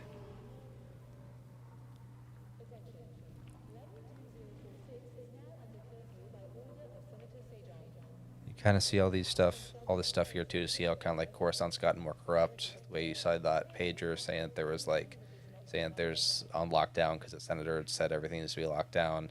Yeah. And then you can kind of come over here, and you saw the people getting harassed by stormtroopers as well. We talked a little bit earlier about the connection with the Obi-Wan series. Like this is definitely the same time period that the Obi-Wan show is happening, more or less. Yeah. And you can feel it, like the lighting and the style of this aspect of Coruscant. Yeah. It's a different planet than where Obi-Wan goes early on with Leia, where they run into a clone. Yeah, a homeless clone. The part of that scene I thought was even cooler is that, remember when the girl offers him drugs and then he's like, I'm looking for my daughter. Have you seen her? Like, that's Ewan McGregor's daughter. Yeah. So I thought that was such a cool thing. And like you said, the homeless clone trooper was like such a crazy thing to look at as well. 'Cause Yeah. it's just like, whoa. It really hits if you've sat and watched, you know, the Clone Wars and the Bad Batch, and like you're just sort of invested in what all those characters have been through. Yeah. It's pretty great. And then this is a K2SO style Yes, droid? it is. Yeah. These guys were always cool. Oh boy, I forgot how tough they were. They come up a lot in this game, and you really like Yeah. they'll punish you. Yeah, because they're just huge. And this is like a corrupt Powan, I think, from Utapau. 10,000 battle droids. It was, yeah, it's really cool to see this guy. He was in a lot of the main trailers for this game. And here, right here is the best reveal where you open the lightsaber and you get to see that he's done some work to it. So you can see right there on his lightsaber that it's no longer damaged on the bottom, like at the bottom of the hilt here. Because as you can see right here on the lightsaber, you can see that this hilt, the emitter, is badly damaged. You can see the circuitry on the inside. And I know it's hard to see right there from the shot, but as he's holding it, like the cap's repaired, and there's actually like a silver like butt on the bottom of it now. Yeah. So it's like less damage than it was in the beginning, kind of symbolizing his character growth. So you can kind of see how the lightsaber has very much been repaired. He's It's cool. using a D-ring belt hanger, Yeah. and the ones they sell in the parks, they usually don't have that. I think for practical purposes, they usually have. I wonder if I can show it. They usually have this little black, kind of circular shaped piece that notches into Yeah. a little utility that you clip onto your belt to hold it. Yeah, that was a cool thing to think about. And then it's cool to kind of see how he decided to bring his lightsaber back to its original roots, because the way his lightsaber ends in the original game is that it ends with half of Jaro Tapal and half of Ciri Junda's lightsaber. That's right. And now he's kind of taken out Ciri's part of it and is now just kind of fully repaired it to like a single-bladed version of Jaro Tapal's lightsaber.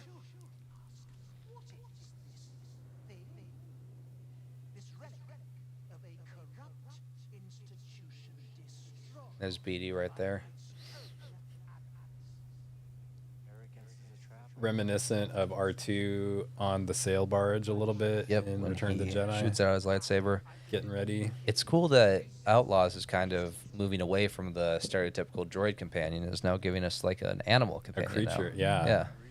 It makes me wonder is that more work to animate and they're just now able to do that, or I did think- they just not? I think it probably is because the mechanics they've been showing in the game is that being able to distract people and like jump on top of them. So it's definitely a lot harder to animate something like that. And you can also have it like go up and distract people too.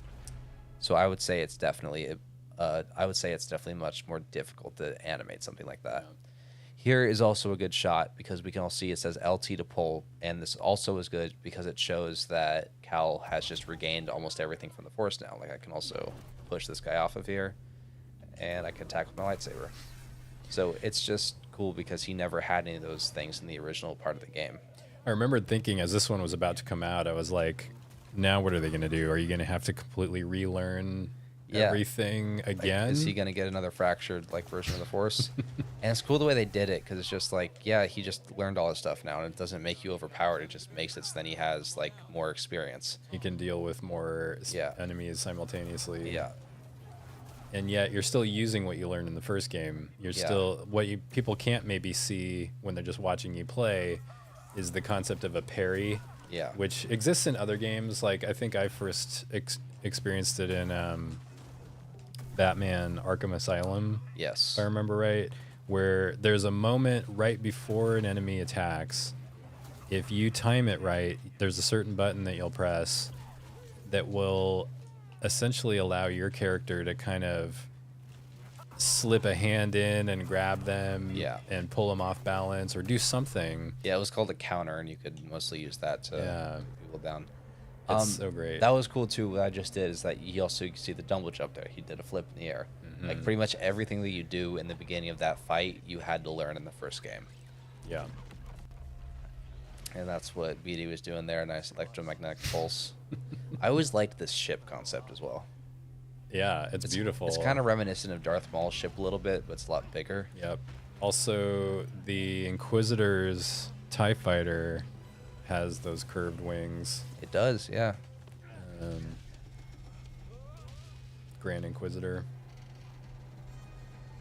And this is kind of cool too because you're still processing the fake out that was Cal's crew actually being the people that were taking him captive. Mm-hmm. So you're kind of starting to realize that, oh yeah, it's been 5 years, so maybe Cal's traveling with different people now because maybe what happened. And you're also like wondering why isn't Searing Grease still with him? This is cool too because it shows like how quickly Cal can start climbing now as well because the fact that he's just like better at stuff like this. I think in the first game they kind of made that excuse for being able to climb faster. You get these like climbing claws from I think Dead Body on Dathomir, but he doesn't have those right now. So I think it's just cool because he can just climb quicker because he's been doing it for so long now. That sign says milk. One of my favorite... oh, yeah, wait, there's a lot of moments like that. One of my favorite things you can do that I thought was about to happen there is when you can deflect blaster bolts from a distance, because sometimes you'll have an enemy who's at distance, Yeah. and you're not going to be able to get to him, but you can use your lightsaber to deflect those bolts. Yeah. As you can see right there, I just got an emitter from the chest right here. Yeah, That's now you another have a thing. new customization Option. And right here, it's just cool because you can see all these different targets. I can do a drop attack. I think it's cool too because that bar that goes down when I attack him is his guard. You have to break certain characters' guards throughout the game. And this one and those troopers are probably like the lowest version of that. But overall, other characters will become harder and harder to fight in the game. Will have much harder guards to break. Yep.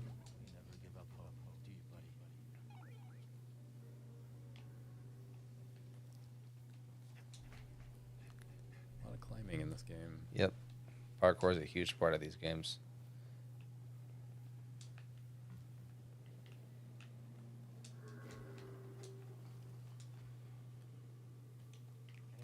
Yeah, it's just mind-boggling to imagine all of this is underground. Yeah, exactly. Like You feel like you're going to look up and see the sky. but you don't. You just see more industrialism. Honestly, I think that'd be really depressing. Yeah, it's very dystopian. Yeah. Like Coruscant is, I guess it's a metaphor for the Republic, but it's like beautiful on the surface, and then you've got all this decay underneath. yeah, and then it even shows that in the earliest versions of Star Wars when Anakin and Obi-Wan go to the lower levels of Coruscant. You see like how it's a beautiful city on top, but on the bottom you just see like all this corrupt likeness, and there's like people offering drugs and stuff like that. Like it kind of shows like how the higher they build up, like the more they kind of forget about what's down below. Yeah. This right here is another thing that you had to learn in the game. BD had to get a certain part so we could slice things. And then right here you can still sense force echoes. So overall, it's just kind of a fun little thing to look at because the fact that Cal has basically learned everything he has to be a Jedi now, so now he can do all this cool stuff. Yeah. You're getting these little flags on the right-hand side of the screen, and it's reminiscent of other games like Mass Effect, where there'll be like a whole codex or a journal or something where all the stuff you're experiencing about culture or locations or characters or creatures is all getting stashed for you in a reference area that you can go back and peruse. Yeah. And some people probably never do. And like for Mass Effect, I exhaustively read every single page because there was good stuff in there that was basically giving you all the lore and backstory for everything you're seeing. And every time you run across something new that you haven't seen before, you'll get a little notification that there's a new entry being added. And then sometimes when you have more time or you get a break from some of these action moments, it's fun to just sit there and read And through read some through of it. Yeah. What's helpful in this game in particular, though, is the pages about the creatures or the different enemies will remind you if there's some trick you need to remember about how to defeat them. Sometimes you'll lose track of what it is. You can go back in there and refresh your memory by pulling them up in the Yeah, in the it's journal. yeah, the same thing in a game called The Witcher. You had to there was a bestiary you could access that would have little tips on like how to make certain oils for your blade and stuff like that to help fight certain enemies. So it was kind of cool. Like it was cool because like it kind of rewarded you for doing your research. You know. Yeah. Tell you what, are you ready to open some lightsabers? Yeah, I think I am. I feel like we gave a pretty nice sort of recap of what are these games like. I kind of just wanted to introduce some of my friends who might be watching if they haven't had a chance to play these or maybe never got to finish them. Yeah. Like just to refresh everyone's enthusiasm for Fallen Order and Survivor because I think they're some of the best video games anybody's ever made. Yeah, they were definitely very ahead of their time when they came out. Like I said, it was cool just to like see a Star Wars game get put out here, and like you said, just being able to have finally a lightsaber combat game after like years of wanting to have one. This was like the best version of what we could have gotten. So which one is this? Okay, I had to be noisy, so I muted my mic for a second. But this box, which I opened just long enough last year to take the game out, came out in 2023. This is the collector's edition of the second game, Jedi Survivor. And the reason the box is so big is it came with a version of Cal's lightsaber that you see in the game. So it's in a big sleeve. Yeah, and this one wasn't sold at Doc Ondar's afterwards, no? No, because this was not a Disney. Well, it's complicated. It's a legacy lightsaber, just not of the Disney variety. Yeah, and this particular boxed configuration was not sold by Disney. It was sold by a third party that does extreme special editions of other video games. Yes, and this was one of them. So I'm gonna pass this over to you, but they did a really nice job sort of designing. Yeah, see, this is also reminiscent of what we just watched in the game, because this box here is the same box that his would-be captor was holding his lightsaber in. Like, I don't know if you it's a guys recreation realized, of that box, but it is the recreation of the carrying case that you had like stored Cal's lightsaber in. So it looks magnetic. great. It is magnetic. So you just open it up here, and we just have the inside of it. You can see the inside deco also shows it's supposed to look like the inside of a space case. Then right here, we have the little tabby pull to open it all up. Oh, that's right. You got to do two at the same time. And then what I'll do is have you move that onto your lap, and then I'll zoom in a little bit so you can see easier. Yep. See the lightsaber. So right here we have this is the version of it that was just shown in the Star Wars Jedi Survivor game we just looked at. And as you can see, this is like the repaired version of his lightsaber. Get it out of the box here. It's got some weight to it, but this is a pretty good representation of what it looked like in the game. You can see here there's the cap's been replaced, so it's more of a single-bladed version of it now. It looks even beefier. It looks even bigger. Yeah, let's get the other one up here for size representation. It's like, yeah, right here. I guess it's pretty close. Yeah, it is pretty close. Yeah. You can see that it's so big, like I can even like grasp it with both of my hands now because it's got like a fully repaired hilt, so there's room for both of them. Switch is on this side right here. Flip this. Is that cardboard? What is that? I think it's cardboard. Oh, okay. Yeah. That's part of the packaging. So right here you have, so then it's just this amazing hefty replica. I remember seeing this when it came out because I was following Survivor's press pretty quickly when I realized that one of my favorite games was getting a sequel.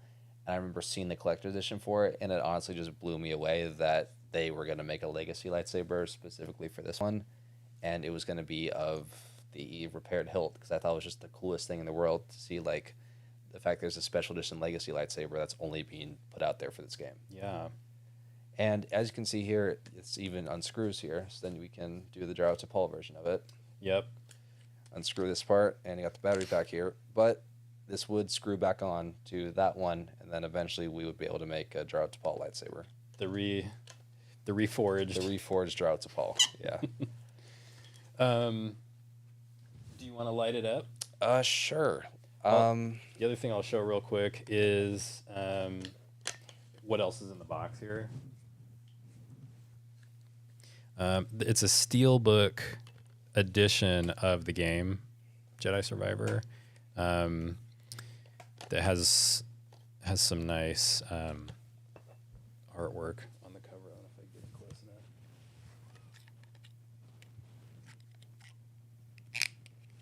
Beautifully done. And then there is a certificate of authenticity.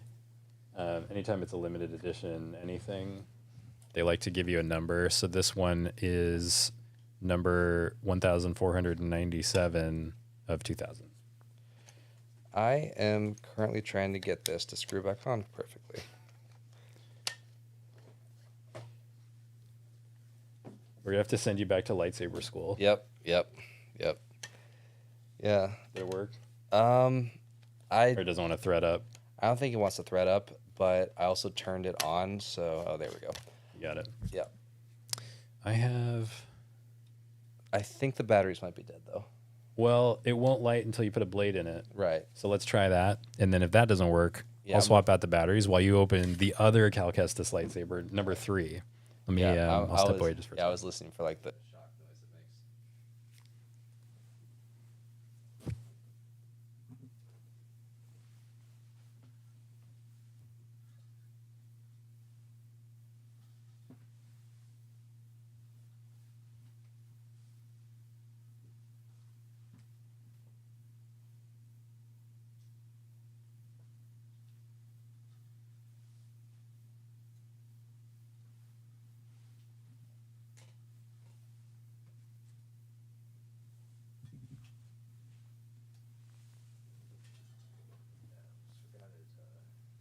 Their pommel cap cover.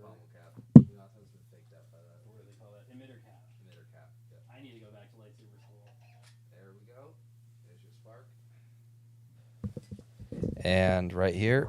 All right, blades in. Should be going good now. And right here's the ignition switch. Turn it on and see what we got. Hey, Yep. it works. It also has a very it has a unique sound that the emitter makes as well. Like that's not usually as quick as it comes out in the original like blue kyber crystal that you can get throughout the Salavi's workshop. So turn that on again.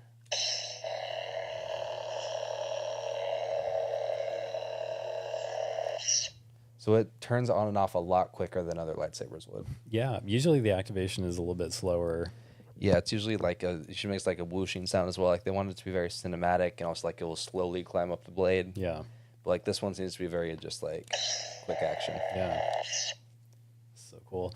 You and earlier today we were talking a little bit about that moment in the Acolyte where you actually got to see a crystal bleed on camera, which I think was a first.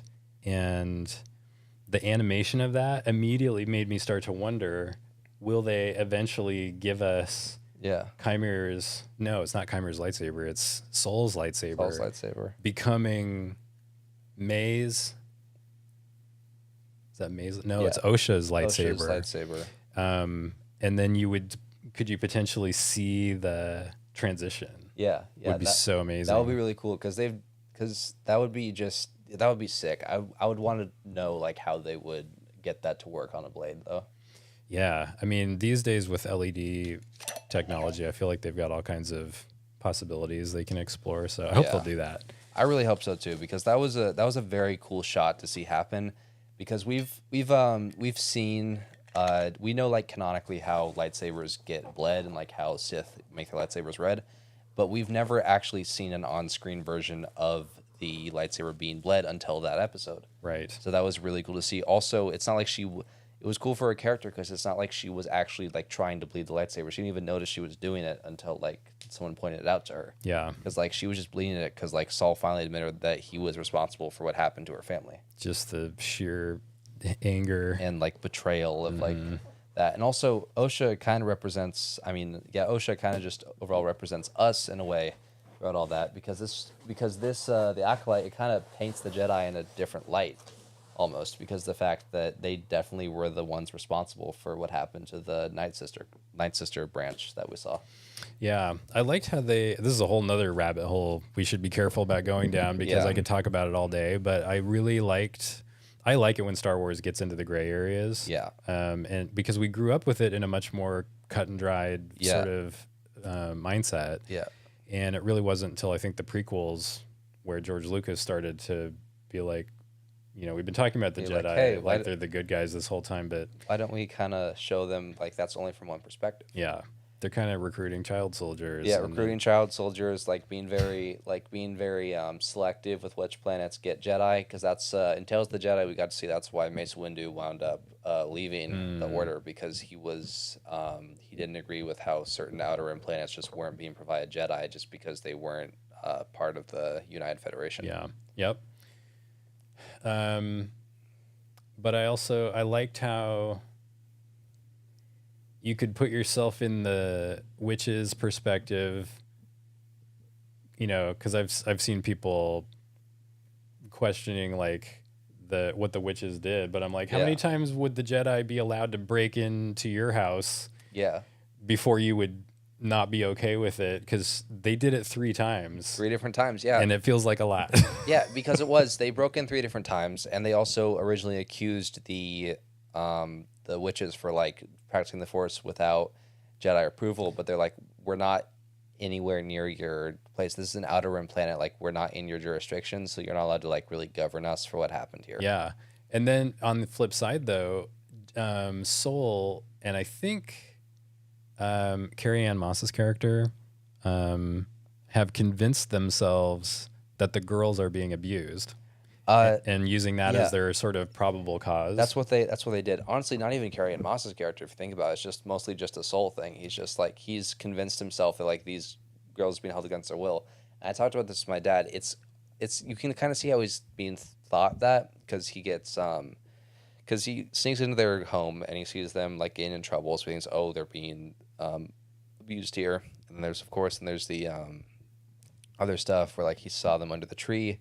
It's like from all the context he was given from the situation, he thought that they were being held against their will. But there's another element they introduced in some of the conversations where it was clear that he feels a really strong compulsion to have Osha as his Padawan. And they talk about it as though it's more than just like, this is a career goal of mine. It's more like, it almost makes you feel like the Force is intervening. Like, is he getting some, like, is it the will of the Force trying to balance itself somehow? Yeah, because he's like very much like sensing like a connection between him and Osha. Yeah. And Osha did very much represent us throughout all of it because even though she left the Order, she believed the Jedi were the good guys. They were the ones that keep the peace. They were the people that kind of just make everything work. Like they're the good guys in this scenario, and no one else should ever think anything differently. And then throughout the season, we just see that she gets given a different point of view. She gets taken to that planet, and then she's kind of just showed that the Jedi have messed up multiple times throughout history, and that they've not always been good. And then at the end of it, like at the beginning, she thinks Jedi are the best. And then at the end of the series, she's running away from Jedi hunters with a Bled Kyber crystal. So it was very much a representation of how the audience felt throughout that entire time, seeing what happens to just the Jedi and how they're kind of not really being painted in as good of a light as they originally are throughout the rest of the series. Yeah, quite the arc. Yeah, especially because they had to wipe May's memory at the end of it as well. Yeah. A thing that really I kept dwelling on was there something really compelling Soul to pursue it to that level and really press the issue? Or is it really just that's what he wanted and he was just convincing himself it was justified? I think to me that was one of the coolest things about the show is it would sort of float questions like that Yeah. and not give you the answers. It wouldn't know. It's be like, what do you think would have been the right Yeah. answer in this scenario? Because I've heard a lot of creators say that what the audience will come up with in a moment like that is usually more interesting. Than what they would have thought about. Yes. Yeah. And honestly, I think that's true, especially because I love that little bit that they put in there about the guy's mask when he puts it on, because I love the fact that we got the point of view shot from it and that he literally has half an inch's worth of sight to see. And I thought that was Yeah. awesome that he just almost completely relies on his senses when it comes to the Force. Like, I thought that was a sick version of, like, just being able to use the Force, like, almost like how Luke was taught by Obi-Wan to put the blinders on and then deflect the taser bolts that got shot at him. Yeah. Don't trust your senses. Yeah, trust your senses only. And then that basically shows the fighting style of what would have been evolved from if they would just decide to only rely on their senses. And I thought it was cool to see that because he destroys an entire company of Jedi with only his senses. So seeing all of that just happen was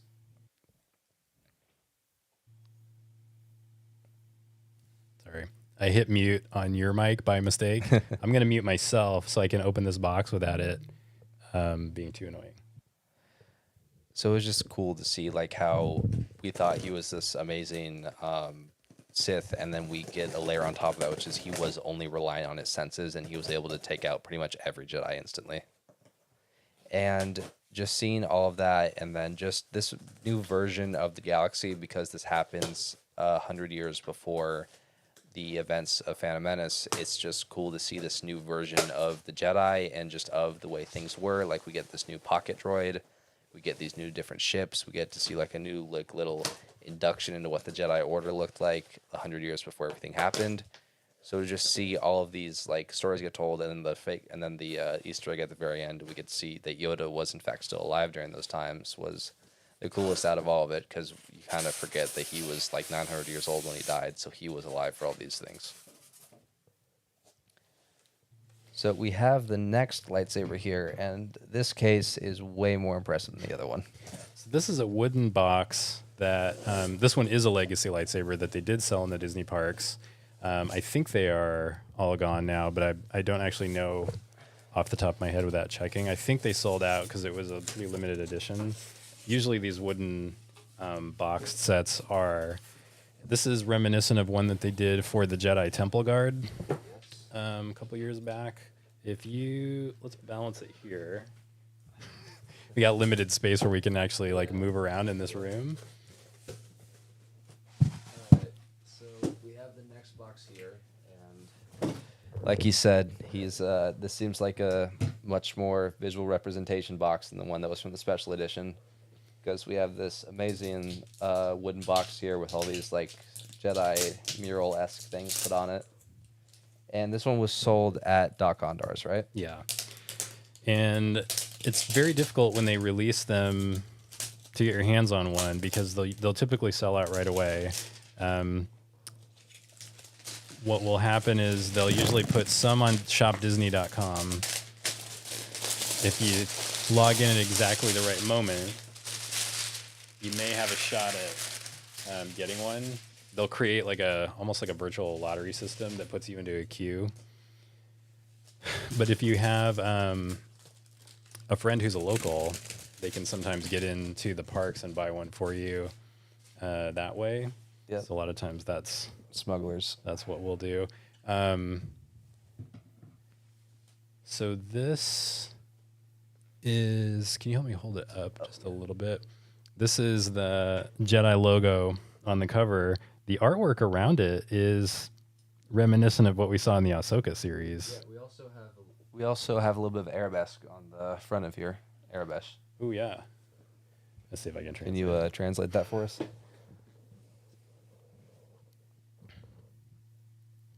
Trust only in the Force. Cool. See, I love little stuff like that. The fact they actually put actual arabesque into stuff like this, and then the people that actually take time to learn how to read it can also get like that little extra Easter egg. Yeah. I never cared in the past, but they started using it so Yeah. heavily everywhere. I was like, oh, maybe it's kind of worth it now. Yeah, that's the exact same with me and like the Rings of Power and like House of the Dragon and stuff. Because like now they're talking in Valerian, so now I want to take the Duolingo courses. Do they have that? Yeah, you can learn High Valerian on Duolingo, Gosh, dude. and you can also learn Klingon as well. Klingon? Oh, wow. Yeah, so I highly recommend it. Like I can almost catch what they're saying now, so it's cool to kind of be a part of that whole area. That's interesting. This says it's number 1647 of 7500. That seems very close to the number I just read off for that other box. Yeah. I'm going to have to go back and look. But they made slightly more of these. So I'll pull this styrofoam piece out. Okay, so this one's more reminiscent of what his lightsaber looked like at the end of Jedi Fallen Order. And what basically happens throughout the thing of Jedi Fallen Order is that he ends up coming to this like almost dark side-esque force vision door that's reminiscent of the cave that Yoda sends Luke into. And he basically gets this dark force vision of Jaro Tapal saying like, "You're the reason I'm dead. You were a coward. You ran away." And then Cal ends up getting his lightsaber shorted out. So then he has to basically run for his life. And he has like a whole emotional thing because he's like, I ran from him. Like this was a whole thing I had to happen to me. And then Seer is basically like, this isn't you. You need to kind of to go on your own journey now and construct your own lightsaber. So what she does is that she gives him her half of her lightsaber. So this is like this half of the lightsaber right here. And this is Jaro Tapal's half right here. And what he does is that he goes and he finds his own kyber crystal, but then when he grabs it, it breaks in half, and he's like, "No, what do I do now?" And then it actually turns out that it's a double blade kyber crystal. So he ends up basically fusing both of his master's hilts together and makes this version of both of them. That is this half of Jaro Tapal and half of Siri Junda. So it kind of shows that he's kind of fully done his full circle as a Padawan. And then it also goes back to that because he gets knighted by Seer when he comes back to the Mantis with his lightsaber. Yeah, so that's an interesting thing that he has in common with Kanan Jarrus, is he's knighted. They call it being knighted in the field. Yeah. Where they don't have access to the traditional method for knighting a Jedi, so it sort of happens in a more of an impromptu way. So then we have the blade being put in now. I think I put it in right. Other way? It'll only go in one way. One way. And I have to like twist it. Yeah. There we go. So then this is Jaro Tapal's side, the one we just ignited. Very similar equipping motion to it right here. That thing is so substantial. I love that. It's heavy. The Seer half. Yeah. Let's. I love that it's kind of a visual representation of him hopefully taking on the best qualities of both of them. Yeah, because Jaro Tapal was kind of more of a stern teacher, while Seer was more of an embrace your emotions kind of teacher. Yeah. So it kind of shows he got almost the best of both worlds because of the fact that he was taught by two different Jedis. Yeah. All right, this is Seer's right here. There we go. And which button is it? There's a lot of. There we go. What is it? This button. I bet you that button was the color changer. Oh, the color changer, yeah. So then which part of it? I'm sure there's a sticker. There you go. I think to the right of that, maybe. Oh, there you go. You found it. All right, so now it's blue right now. It's also good because you can see that also that's a different sounding lightsaber because it's Seer's still instead of Jaro Tapal's. Turn that off. Switch the color. Might be press and hold. Oh, there we go. Now it's green. They make you hold it for a while so you don't accidentally do it, I guess. Yeah. That's nice. So the question is, can it do all the colors from the game? Because there was a lot. Yeah, there were. So let's see. We have, that was blue and green. So those are the 2 default colors. Here's purple. Purple, which you were telling me earlier you thought is like the optimal choice for Cal as a character. I think this is the optimal choice for Cal's character, yeah, because he's gone through a journey, especially at the end of Survivor. Because what happens is, and I'm not trying to spoil too much, but he basically gets betrayed by someone, and it kind of makes him question his tenets of the Force. Because he's at this point he's still following like the morals of the Jedi, and stuff starts to happen to him where he's like, no one's really going to hold me to this anymore. And like, now that I see it, this is more of a repressive version of the Force. So maybe I should like maybe step away from this a little bit.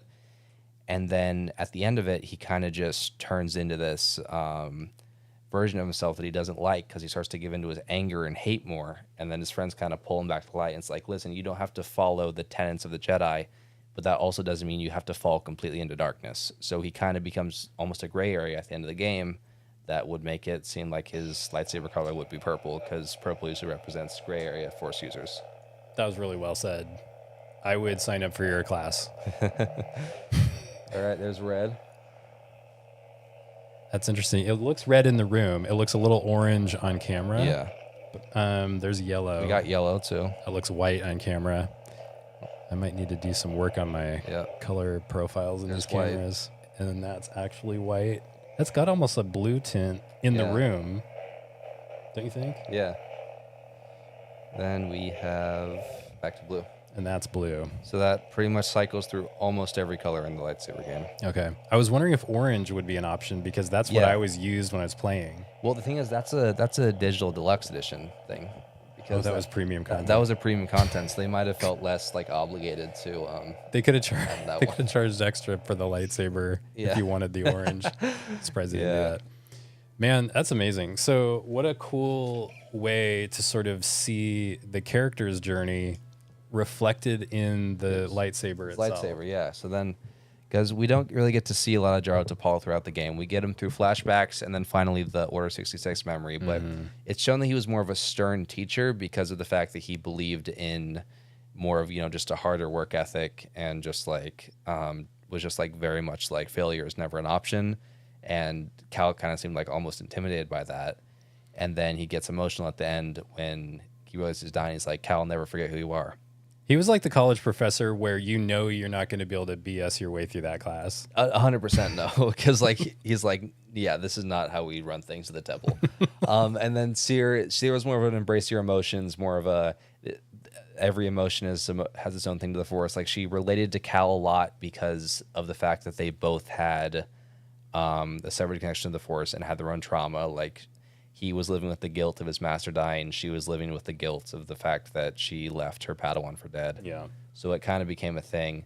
And then also there's some detail to the lightsaber here that you may have missed, is that right here throughout the blade, you can see that there's more of a leather wrap around this part of the lightsaber, and it kind of almost goes up to the Jaro Tapal part of it, even though that he had more of a metallic grip on his. Yeah, let's get the other one. Yeah, his is...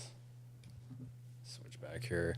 It's more like a rubberized or a plastic feeling, sort of almost like you'd find as like insulation on electrical wiring. Yeah, and then this one's more of a leather wrap around this one. Yeah. So this feels like this is underneath that. Yeah. And he's just like wrapped it over because now because he's fused both of them together. Yeah.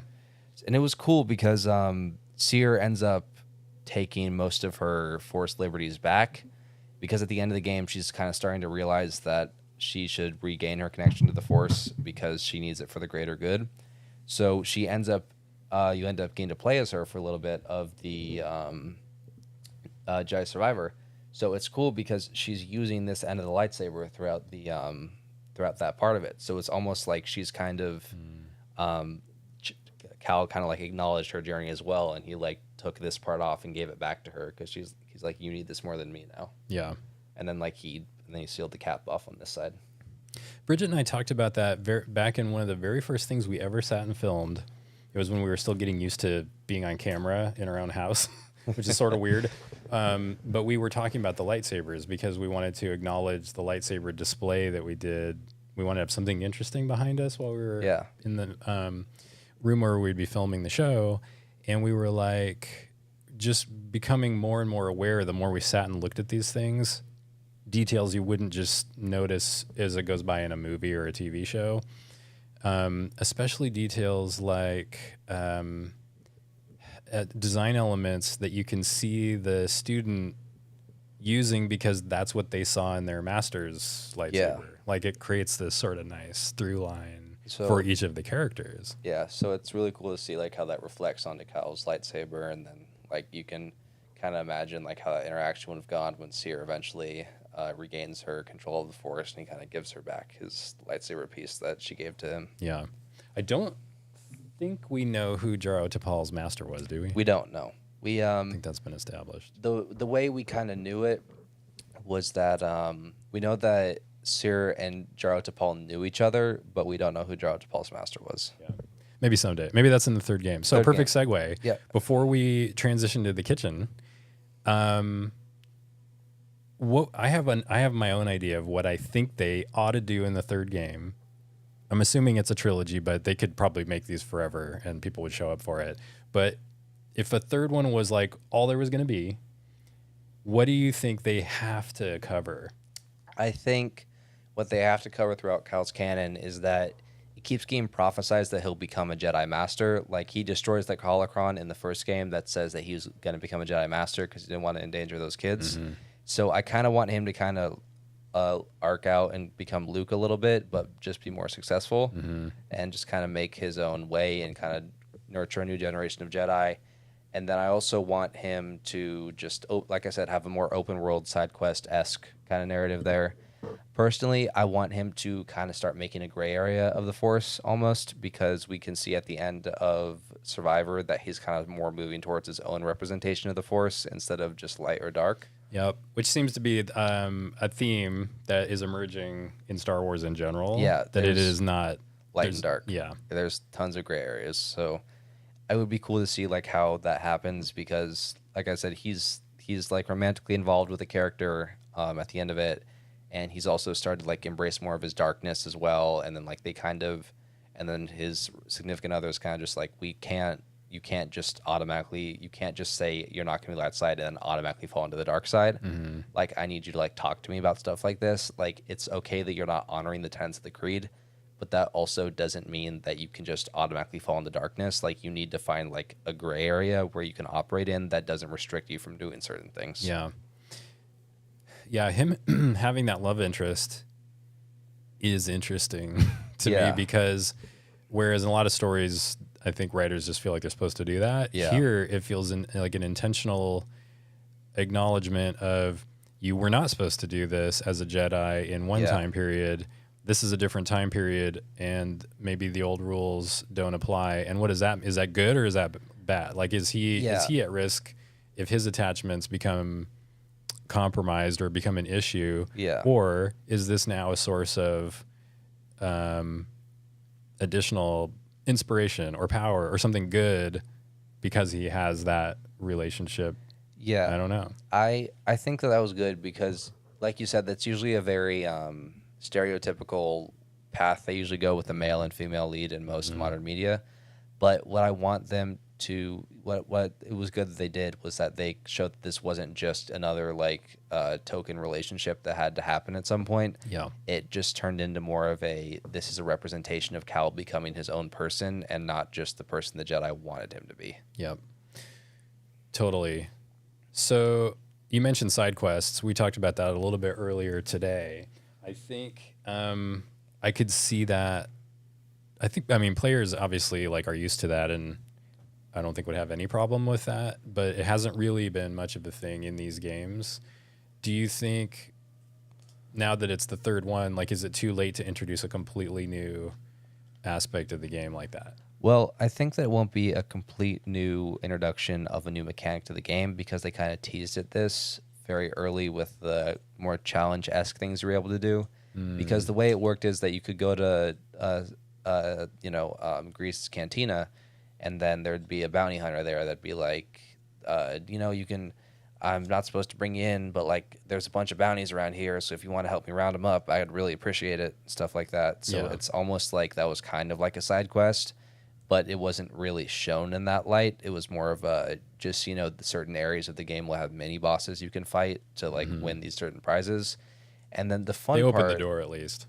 yeah, and the fun part about this game is that at the end of that storyline, they ended up having Boba Fett come in. Yeah. Yeah, because she's like, Jedi, this I used to like not want to fight you, but because of this, all the bounties you've been racking up all the time, you finally piqued my interest. And then Boba's comes in, and then he's like, Boba, why don't you help me bring this Jedi? And he's like, I'm not here for him.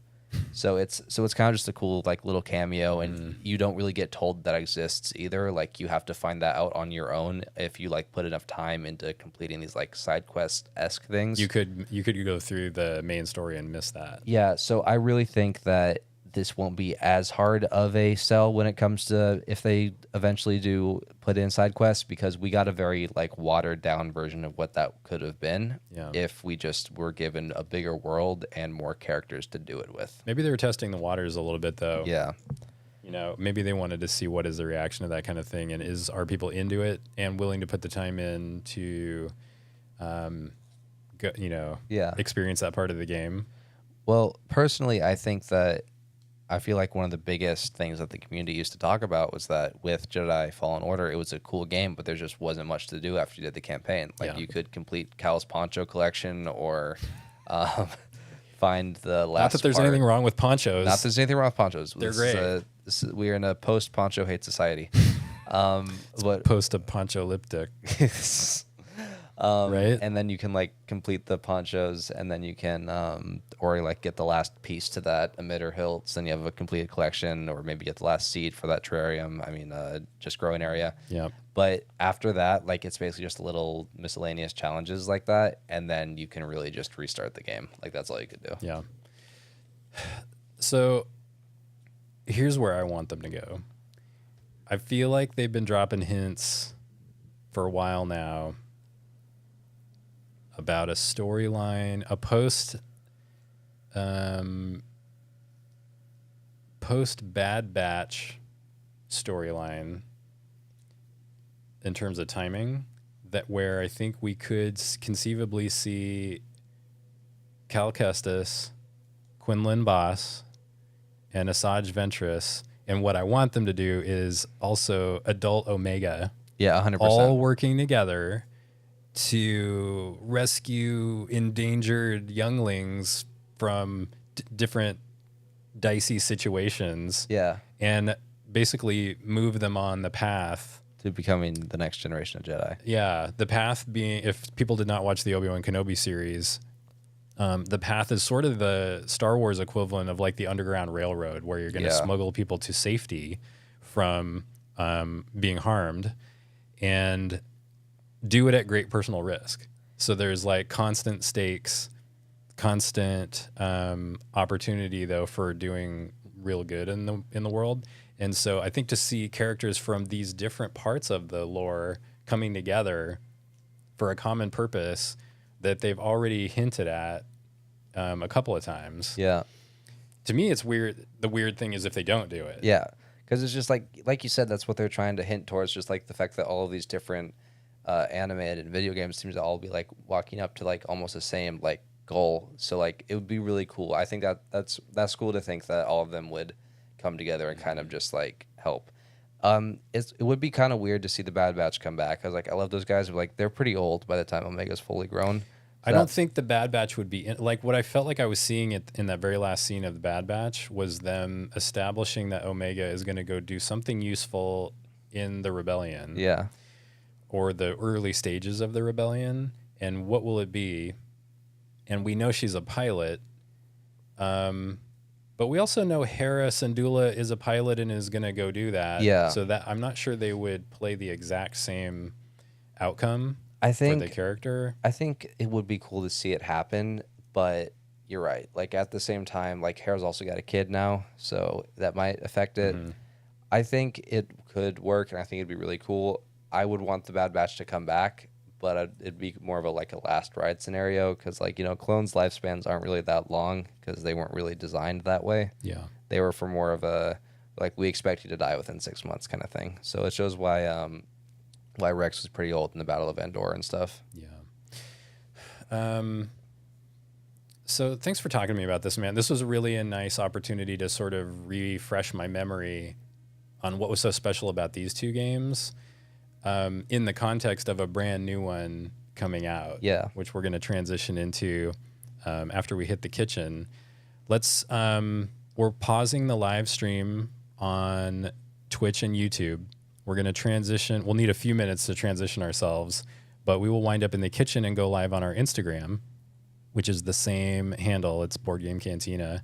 And we are going to learn how to make a Cal Kestis themed cocktail. Yeah. It's very orange forward.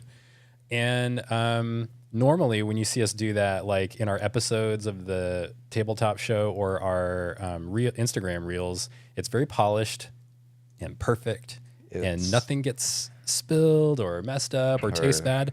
Who knows what's going to happen today because you're going to get to just watch us this do will be it a live stream for real. That's the benefit of live. So thank you to anybody who took the time today to join us. That is really special for us, especially when it's our first time doing it. Yeah, thank you so much for tuning into the stream. Like this was John Griffin's very first attempt at a live stream, especially one this long. So if you were here for the whole time, were you just dipping in and out? We really appreciate it. Kudos. And Bridget is very excited to join a future one of these. Yes. It's a work day today, so she is working, or she would be here chatting it up with us. But she loves all of this stuff just as much as we do. And one of the things I love about going into deep conversation with her about it is when she'll pull out insights or ideas that never would have occurred to me in a million years. And you're doing the same thing. Yeah. So having a good conversation partner about this stuff is half the fun. So thanks for doing that. Of course, man. I enjoyed being here. Okay. All right, everybody. I'll sign off from here, and then we will be back here shortly. Probably in about 45 minutes to an hour. And then we'll be playing Star Wars Outlaws. All right. Make sure to tune in for that. Brand new, just released. Yeah. May the Force be with you.